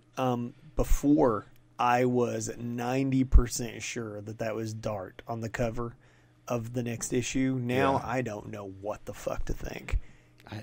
I'm bugging out that Mako is at least his corpse is there. It's like I just didn't expect that. No, me either. Although this is Belko because it's Gene Tech that does all the animal research. Right. So I would have expected the Mako corpse to be at Gene Tech. Yeah. But a lot of that stuff's up in Canada. Right. Yeah. But this is Belko's Sinister. Yeah, dude, and it kind of like, doesn't it make you sort of like, doesn't get you going, like, what other fucking things have they scooped up? Like, if they got Mako there, and Mako's been dead a long time. Yeah, it has been, yes. So if they got Mako there and they've just been keeping him around, is it like some part of like because he was taken from the penitentiary then? Right, Stronghold Penitentiary. Is the government making some kind of, I don't know, superheroes or something with Belko? Dude, I love the idea that they would just study these weirdos and try to like get whatever they could out of them. Like, isn't that the most realistic shit? Yeah. To be like, oh yeah, dude, we had a fucking shark man here. Let's fucking study that guy. So, I don't know. My mind, it's so funny how much this one page does for creating uncertainty and potential at the same time. Dude, this whole issue has been like that. Yeah, every page is like, what the fuck, what the fuck, what the fuck. Yeah, I know, dude. The whole time I'm flipping through, I'm like, goddamn, what? What? Goddamn, huh? This issue has just been amazing. Yeah, yeah. But you got to wonder, too, is like, what is this guy getting at when he says, all useful traits when faced with an uncertain future? Like, what's he talking about? What is he just being like? Does he just mean the uncertain future we all face, or is he talking about something else?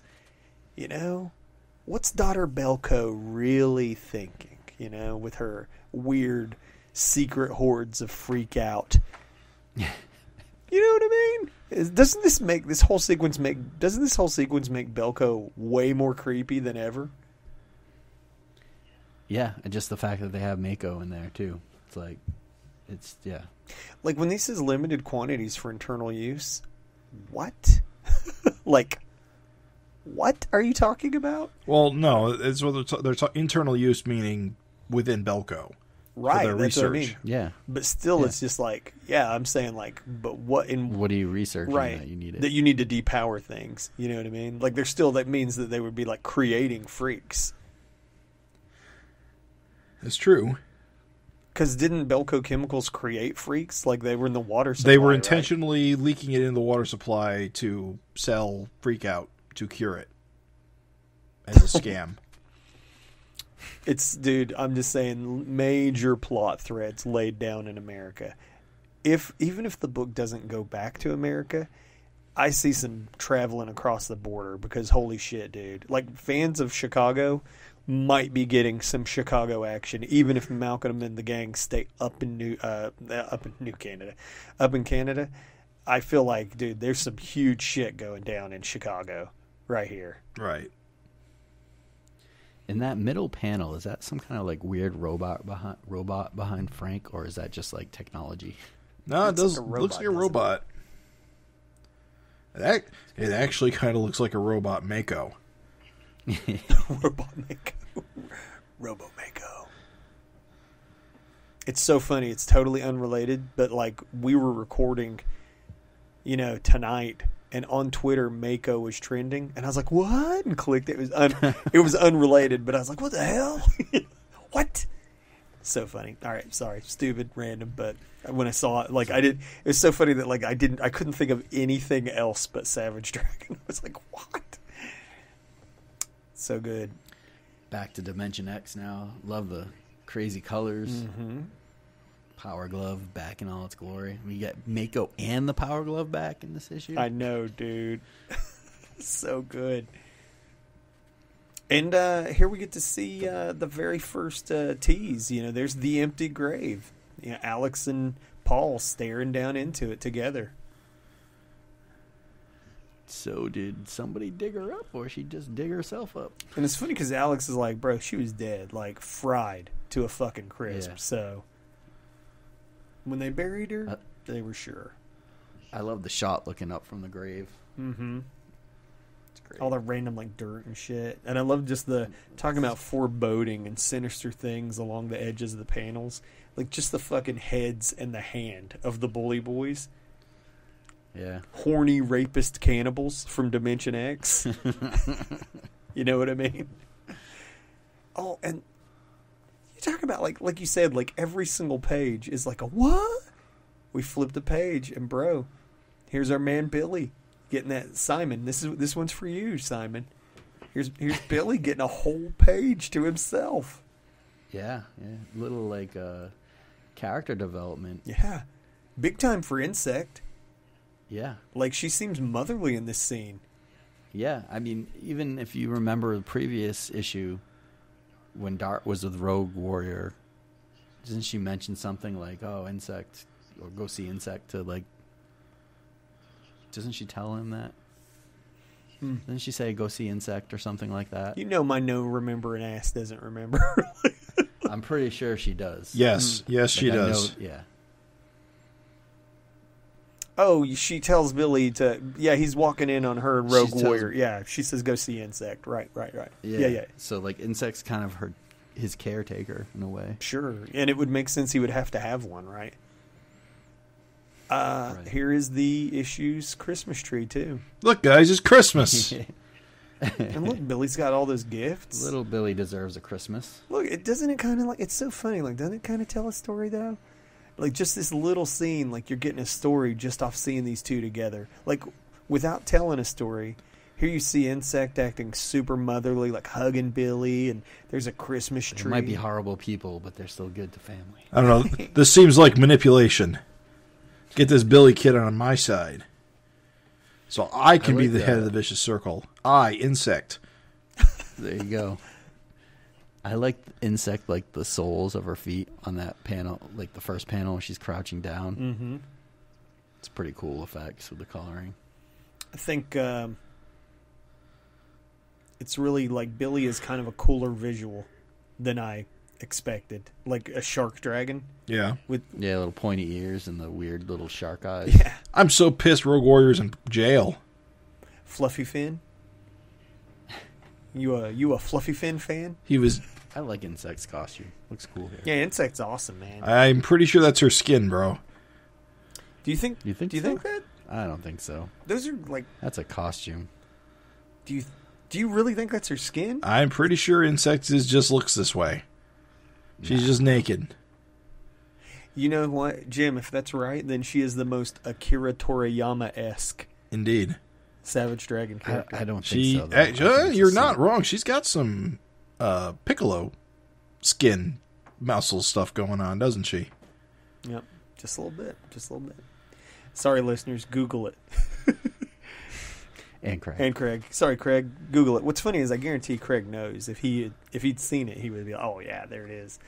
I know. I know what a Piccolo is, says Craig. Craig It's says, an instrument. "Special beam cannon." Sorry. I really like this page, guys. Just like I said, very, very few panels, but like tons of character. Like it makes Billy more like Billy, just a kid, dude. He's just a kid. He doesn't know that everyone around him's fucking evil. Fluffy Finn. He's got little cute nicknames for very evil people. You know what's cool if you look at a lot of like through this issue, all the quiet like talking scenes are all similar. The one big panel in the open space, and then 4 similar size panels. Well, he does that a Oh, lot. you're right. It goes throughout this whole issue, repeated. Yeah, you're right. The quiet moments have that same like visual theme. Everything is the white space with the 4 panel or the 5 panels, I guess. Well, I'm gonna tell you that there's the sequence. I'm glad you pointed that out, man. Bros, I love doing this like read through with you guys because like it definitely like makes you think of things that you wouldn't have thought of on your own. Craig, when you bring that up, I'm gonna tell you a common recurring theme that's hitting me as we're doing this: motherhood. Because like Angel is like, dude, like maybe I shouldn't be a superhero. Obviously, because she wants to like be with Frank and like raise like Frank Jr.'s daughter and stuff. Boom, splash on over to Maxine getting the call. She's hugging little Tyrone, you know, telling him, sorry, you know, Daddy's like fucking got his brains blown out. Then bam, next same panel, there's Maxine in the hospital bed. She's like, dude, maybe we should give all this up, you know? It's really super dangerous. We could have a normal life. Boom, jump over to Insect and Billy.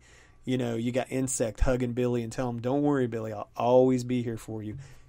Motherhood, dude. and in between those panels is so much chaos and like destruction, and like it's pretty cool. I think it's intentional. Yeah, it's like a lot of comforting moments between like absolute carnage. Absolute carnage is right, bro. I mean, like, just Death on everyone. I mean, between, you know, death of the cops and Dart and Malcolm, and then, you know, it goes on to Malcolm kind of dead in the bed, goes to Mako dead floating in the jar or whatever he's in, right? Giant stasis thing or whatever, I don't know. And then it's got what's her name? Jesus Christ, Jennifer dead.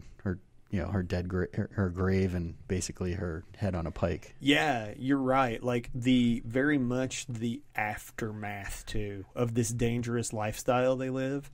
Like there's Mako like fucking sliced in half. There's Jennifer's head on a fucking pike. There's Malcolm in his hospital bed.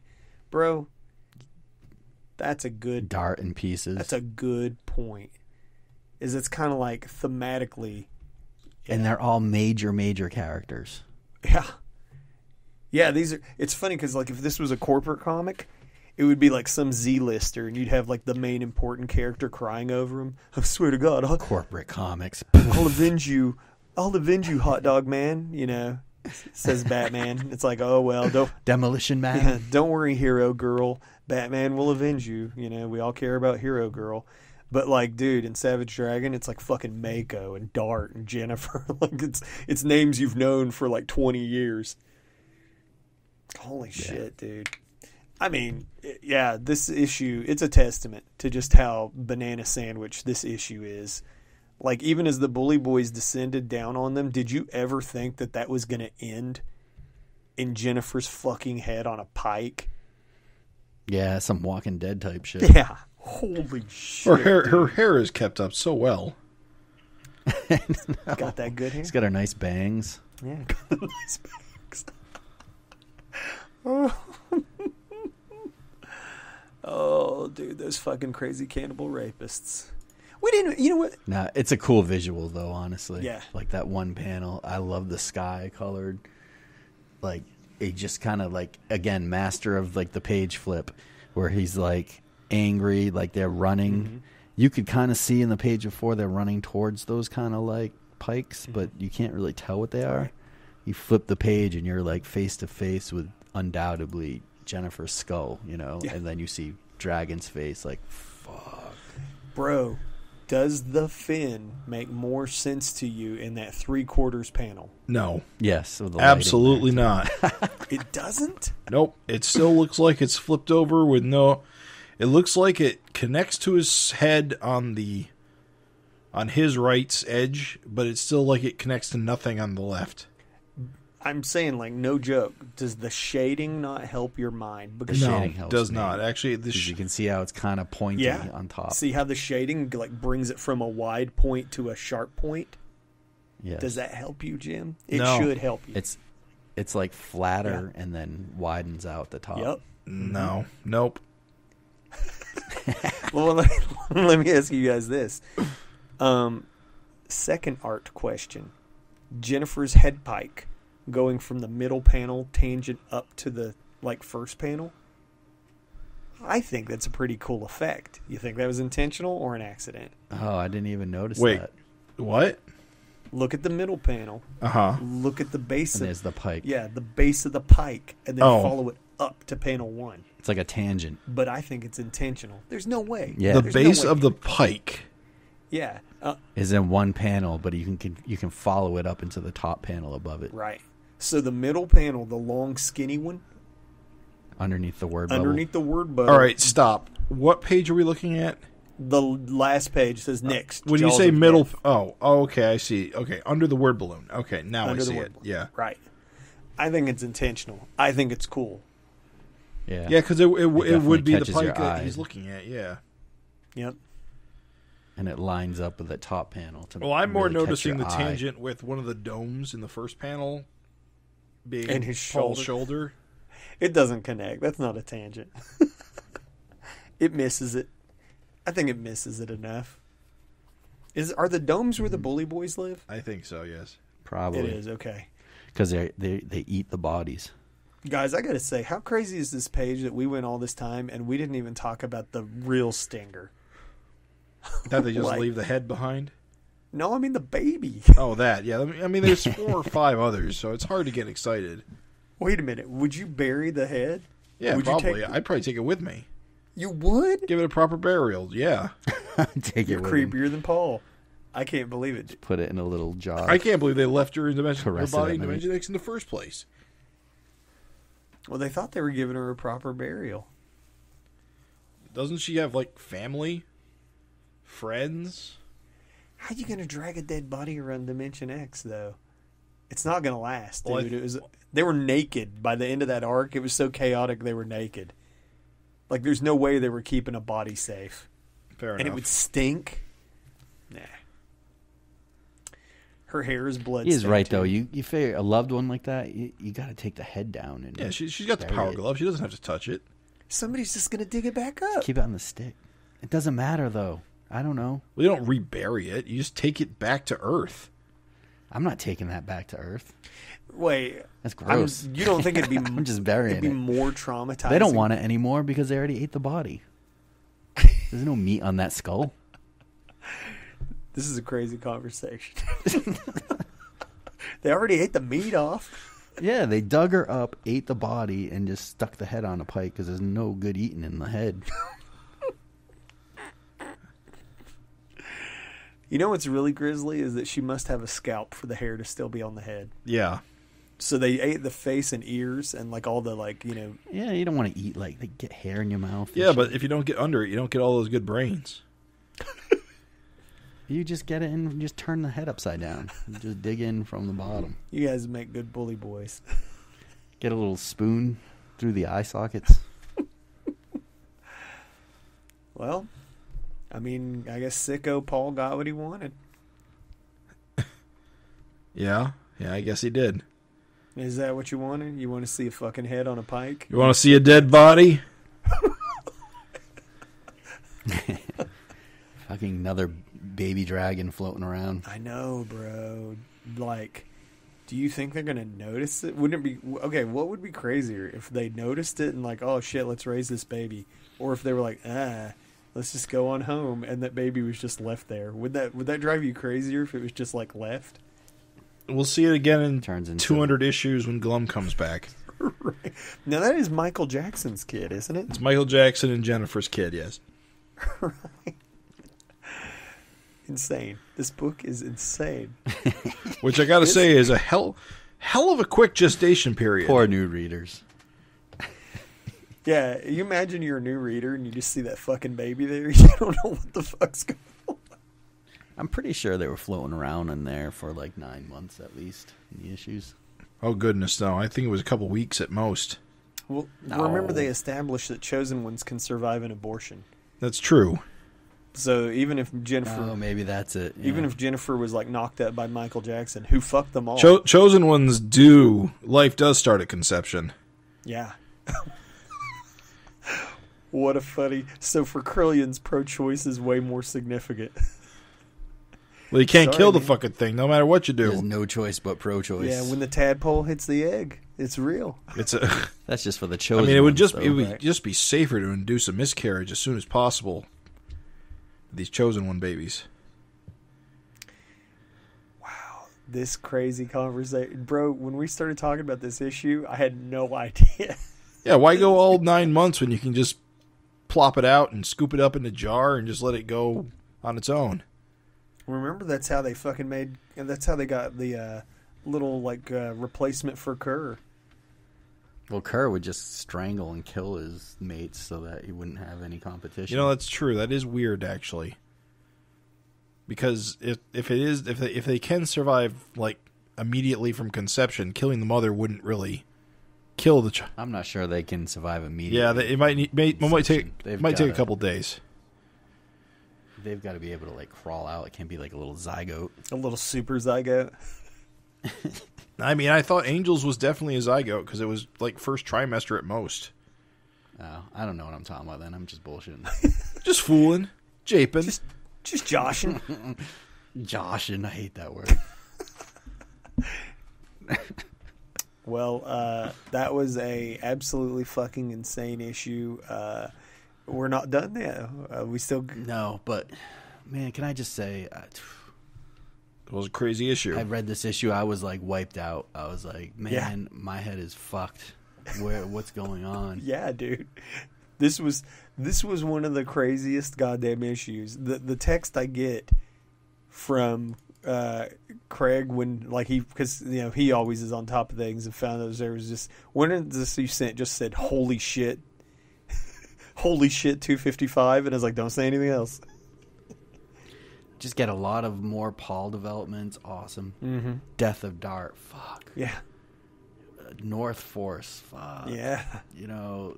Malcolm surviving, maybe. Yeah, but also too might not have a memory. Like, that's goddamn crazy. Like, have to learn to love his wife and kids again. Like, what the fuck? More Dimension X. Fucking Mako. Fucking more, Billy development. Fuck. You actually see Jennifer and possibly whatever that new dragon baby is. Yeah. Like, what the fuck? Any one of those things would have been satisfying. I will call him Blanket. Because he is Michael Jackson's baby. Blanket Dragon. Not Bubbles. No. Bubbles was a pet. It was Chimpanzee. just a pet. Blanket was a phenomenon, a global phenomenon. The heir to the throne of Neverland. Man, that's little Blanket crawling around the bully boys. Yeah, Power Glove, bro. Oh my god. Oh, Power Glove, yes. God damn, dude, you're not wrong. When I read this issue, I was just completely fucking flabbergasted. This is like some Savage Dragon 74, 75 type shit. Yeah. It absolutely is one of those, like, where the book is, like, firing on all cylinders. Like, feels like every fucking page a development of some kind is fucking happening. Holy shit. It's funny, too, because it's not even an anniversary issue or anything. This is something you would expect out of 250. Right. Yeah. Exactly. And I don't know, like... it's so funny too. Think about all those like new readers that like have just like come back to Savage Dragon, or people that like have sort of heard the buzz and are getting into it or whatever. How do you think they fucking feel reading this shit? They feel like they need to go catch up on some shit. Or they're probably just like, God damn, this Dart getting her fucking brains blown out. Yeah. Too bad we couldn't find a new reader to tell us. You know what? I'll find one. I'll ask. I know some people that I have gotten to start reading the book. I'll find somebody. I'll be like, bro, we need an opinion. We need a little opinion piece.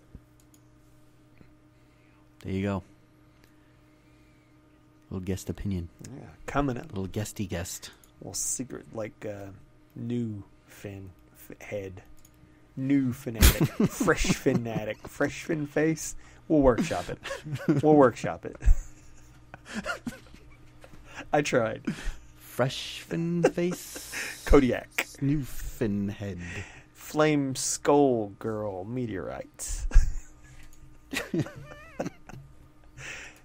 Oh, jeez. That's not all, guys. We're not done. No. We're not done. We're not done. Even if it was that, it would be a 9.9 out of 10. But we got Gary and Frank bringing it to 11. Another Etherian Vanguard. Love seeing both the logos. Yes, dude. So when we left with Vanguard kind of him and Wally heading over to where the signal's getting beamed because something was going through her satellite where she was trapped and beaming something down to Earth. Right. And we find out as we go on what that is. But right now, Vanguard's on the scene, and what's this guy's name again? Totally forgot. Zecora? Is that right? Yeah, Zecora. Zecora's effing shit up, throwing jeeps with guys on it and shit like that. He's built his own little powerhouse. And him and Vanguard now having a slugfest. Seems like Vanguard's getting his ass beat a little bit. And then we see Ethran and his buddy Krell, I think that was his name. Buddy, that's a stretch. Ethran the dick. He is quite a dickhead. Yeah. Just arrogant, dude. Bah. Whenever someone says bah, they're a dickhead. Mayhap that is why you merely tend ethereal power while others wield it. Just a cock, dude. It makes me nervous to think that anyone would want to wield it. Exactly. That's perfect. I find it interesting, just real quick, that he mentions that they've traveled countless miles, but also years. In the Blink of an Eye, like there's a time travel element to this.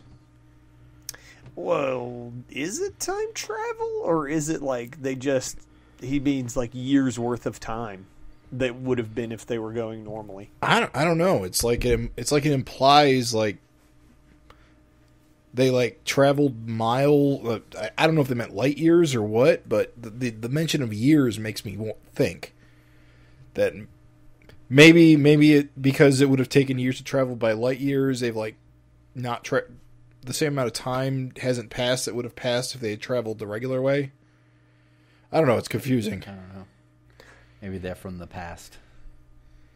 I think they're just from the galaxy far, far away. Yeah, I think they're just from the far edge of the galaxy, and he's just flipping out over how far they've traveled. So they both show up in the powerhouse itself, I guess, right? Yeah, they're in the new powerhouse that has been built by Zecora.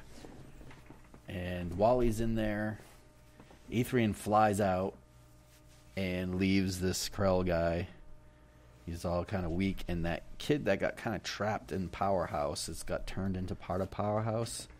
Kind of emerges from like the cybernetic weirdness of Powerhouse, right? I admit, Wally. I didn't know who that was. That it was like just a pile of goo and junk.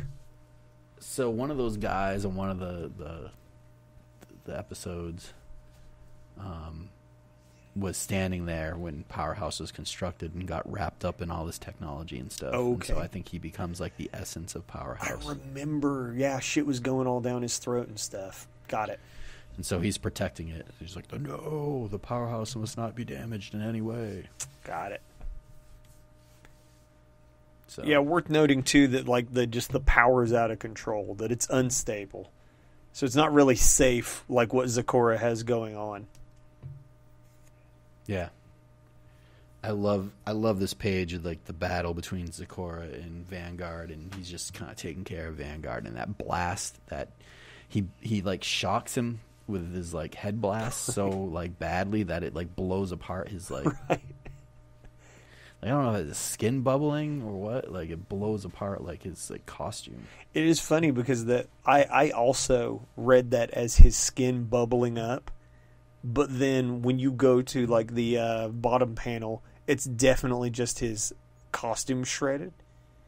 Unless it was like his skin bubbled up and then went down. Right. I don't know. It's pretty wild. It's a fucking great visual though. Like I love it. I love like that middle panel with like just, especially now with the coloring, like it just pops so much more, like the glowing hand with like kind of the Kirby dots in there. It's a pretty powerful visual. Starting with you. Yeah, Zecora is very villainous. And our boy Ethrian shows up. Just a dick. Vanguard. Jinkies. Jinkies, yeah. I was like, Van, what is up with Jinkies, my dude? I love how Frank has drawn Vanguard's proportions here. Like where he's got like just the super huge like torso, but then the really small like waist. Yeah. Very cool. It's classic. My preferred. And the giant boots. I love it. My preferred rendering of Van. Yep, absolutely. Lots of these like scratchy panels, which are pretty effective. Mm-hmm. Love, the giant fists on Vanguard. And he just holds them together and just knocks Zecora out. Gives him the old battle axe, the old two-handed chop. Good. How funny is that panel where it's like Vanguard's being all nice, is like, thanks to like Ethrian. Ethrian's just kind of looking at his fingers like a dick, like egotistically, like, and then just kind of just slaps him. Like, I love that panel with like the shock. It pops Vanguard's like helmet off, Right. almost cartoony because it lands back on his head after. Right. It's sort of like, whoop. Such a great sequence. Yeah, dude, it really sells, like, Frank's really selling the arrogance of Ethrian. Like, definitely he's a fucking dick, which is funny because, like, Vanguard, the juxtaposition of Vanguard's like this alien from space, and he's got this technology. Just a goofball. And, like, here's, to these guys that kind of look like barbarians, he's a savage. Savage buffoon. Like, I love how he's just like all stiff, just falling, plummeting to the ground after he got nailed. It's good, dude. It's very good. This backup is. Ethrian's cool. Like he, what's funny to me? He's got a cool look, and it's something that, like, when you look at it, is like, did Liefeld borrow that for like profit? Because Ethrian was with Megaton, and Liefeld did some work when he was young, like that. But that little like face mask thing is very like a typical Liefeld thing afterwards. I mean, obviously Ethrian was first, Right. but you don't really see many other characters. Liefeld did Shatterstar kind of with that little weird face piece. Like, what other characters kind of have that? Yeah, Am I just missing that? Is that like it's a good point. Was that like a thing in the 70s or something? Nah, that's a good point. That's a really good point. Hey, man, you know what? Who can say? It's a good visual. Oh, yeah, the little, like, mount on the face. Yeah, Ethrian's got a cool look. Toyetic. But yeah, he's such a dick. Like, he's not a likable character. No, dude. It takes his cast around him to kind of reel him in, and so... but he's kind of what you expect someone with all that power to be like. Yeah. I mean, in reality, think about real life. Like, people just have more money than other people, and they act like, other humans are trash. So, like, here's a guy who's like a god, Yeah, that's what I'm saying. It's like... he's going to be a dick. I don't know. It's a killer backup. Like I said, absolutely fantastic work by Frank. Love the colors. Gary doing his damn thing with, like, funny moments and stuff. And again, for so few pages, like, Gary packs a lot of development in these pages. Like, there's just, so much happens in this little sequence, but it's only like 6 or 7 pages. It's fun. Like I said, I've read this before, but it's like reading it for the first time. It's excellent. Yeah, this is a great backup. I'm loving it. Loving it. And I love the back cover, too. Like, if we're going to gush about the front cover, dude, love this back cover. Love a Starfield like that. Like, just seeing Ethrian and Van looking so badass. Like, the proportions and everything. It's cool. Yeah, this is a recolored version of the original one-shot cover. I was going to say, it looked kind of familiar. Yeah, on the one shot, it was just Vanguard logo at the top, and it said Ethereal Warriors. This one's got Ethrian on the bottom, too. Definitely recolored. Looks great. Cool. It says, I see, you look at the signatures, it says Frank Fosco and Eric Larson. Mm-hmm. Did Eric draw this? And I think Frank Eric roughed might have it? inked Or it. Eric inked I bet it? you Eric inked it. Inked it. Okay. Cool. Very cool. Very good. Or it's the other way around, but it looks more like Eric inked Gary to me. Eric inked Frank, sorry. Frank, if you're out there and listening, enlighten us. Yeah, we always like your But insights. that's what I would say. We always like your insights. But yeah, wow, what an issue. What an issue. I think we've said it all on the main story, but whew, you throw this back up in there, man, couldn't ask for more. Yeah, man. I mean, it's so funny. I know you said it, and I feel like we say it, but it's just like, holy shit, man. Like, every issue feels like Savage Dragon, like, just delivering. like no fucking tomorrow. You know, It's good. Jim, your thoughts? I think it's a great issue. I think it's like you guys said, every page had something huge going on. It felt like a massive deal, this issue. Yeah, absolutely. It felt like a long issue too. You know what I mean? It didn't go by like super fast. Like, I think because so much happened, I kept being like, "Wow, there's still more." Like when I read it for the first time, that really came across my mind. Like I kept thinking the issue was going to end because it always felt like the next page was some kind of like ending cliffhanger. You know, like you look at the Mako page and you're like, "Man, like something like that seems like it should be ending here." You know, like some kind of revelation or whatever it was. It just, I don't know. It just felt like it was like, okay, I'm ready for this to end on this cliffhanger, and it's like, oh wait, there's more. Non-stop climax. I was ready after the first double page spread. No, that's it. No, I'm just kidding. Dart, yeah, that's funny. Is like that was a great issue. any other issue would have ended with that Dart getting shot in the head. That's literally just the fucking beginning. Yeah. Oh, over the top. Can't wait for this next issue now. I really can't. Yeah, it is, honest to God, it's brutal because it's just like, holy shit now. Like, what is the fucking, like, going forward? Like, what's the quo? Like, what's happening? Like, there's no status quo. In Savage Dragon, there's no status quo, man. It's liquid. It's always changing. So good. And I think, correct me if I'm wrong, maybe before the next issue do we get the graphic fantasy reprint? Yeah, they're supposed to be out in well, the first one's supposed to be out in January, I think. So probably before the next issue. So we'll have some graphic fantasy to talk about. At some point, we've got to get back on our Freak Force train, man. We hit up that first issue, and it's been so long. You know, the retros normally hit, we do the 2 issues for listeners, like we do the current issue of Dragon, and when we do, like, the retro for the second issue, then it's another issue or whatever.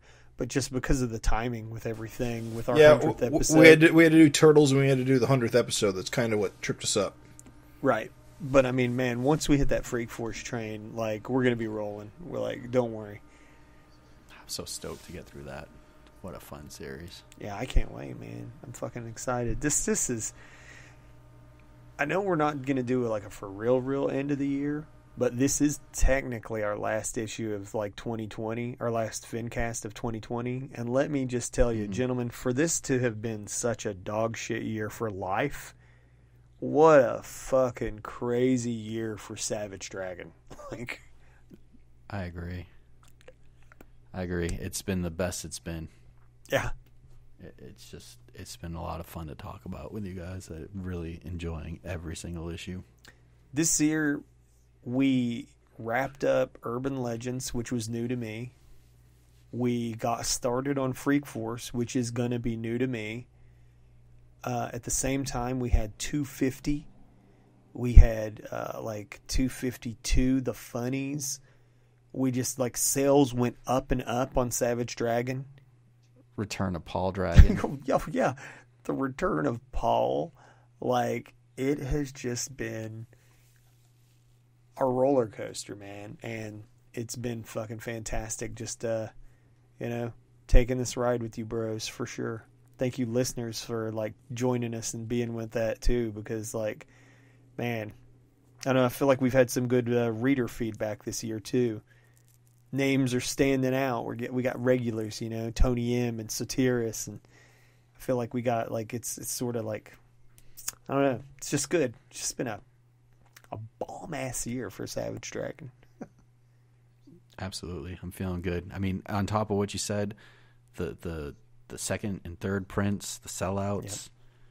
Yep. What do we have? The 250 went to the second print. The funnies issue went to this a third print. Yep. The Biden issue went to second print. It's just been good. I mean, like you said, sales seem like they're going up. Eric said in his letter column that they were going up. eBay prices are going through the roof, which I don't know. I mean, I kind of think that's cool because it means people are interested. There's demand. Dude, it was better. It's better that there be that interest than none. Yeah, yeah. I mean, maybe this will turn into being able to get some, full color collections or something like that have been lacking in past years. But who knows? I mean, it's just things are looking up and good. And I think it's a good time to be a Savage Dragon reader. Yeah, absolutely. Holy shit. So shall we wrap this up? I believe we shall. Getting comfortable. Me. Wake the dead. Belco Chemicals has been working in secret to raise the dead, but things don't always go as planned, as their most successful test subject breaks free from his confinement and heads north in search of his killer. And I gotta say that could be fake as hell, but that sure sounds like Mako. Can I just say, I know I didn't know that was the text. That was my first time hearing that. Oh, are you serious? Yeah, I had no idea. Well, there you go. And again, we know that could be fake. I don't know, man. That could be, but if Mako's back, god damn, what the hell? I don't know, man. So I guess we'll find out next time. Thank you, listeners, for an amazing 2020. Thank you, Craig and Jim, for an amazing 2020. It's been a blast, dudes. Our 100th issue? Our 100th, amongst all the 100 episode? Yeah, our 100th FINcast, amongst everything else Savage Dragon itself has done, we hit our 100th FINcast, and we had the big blowout with all the hosts. Holy shit, dude. It's just been fun. Yeah. It's been a good time. All right. Thank you, everybody. Thanks for listening.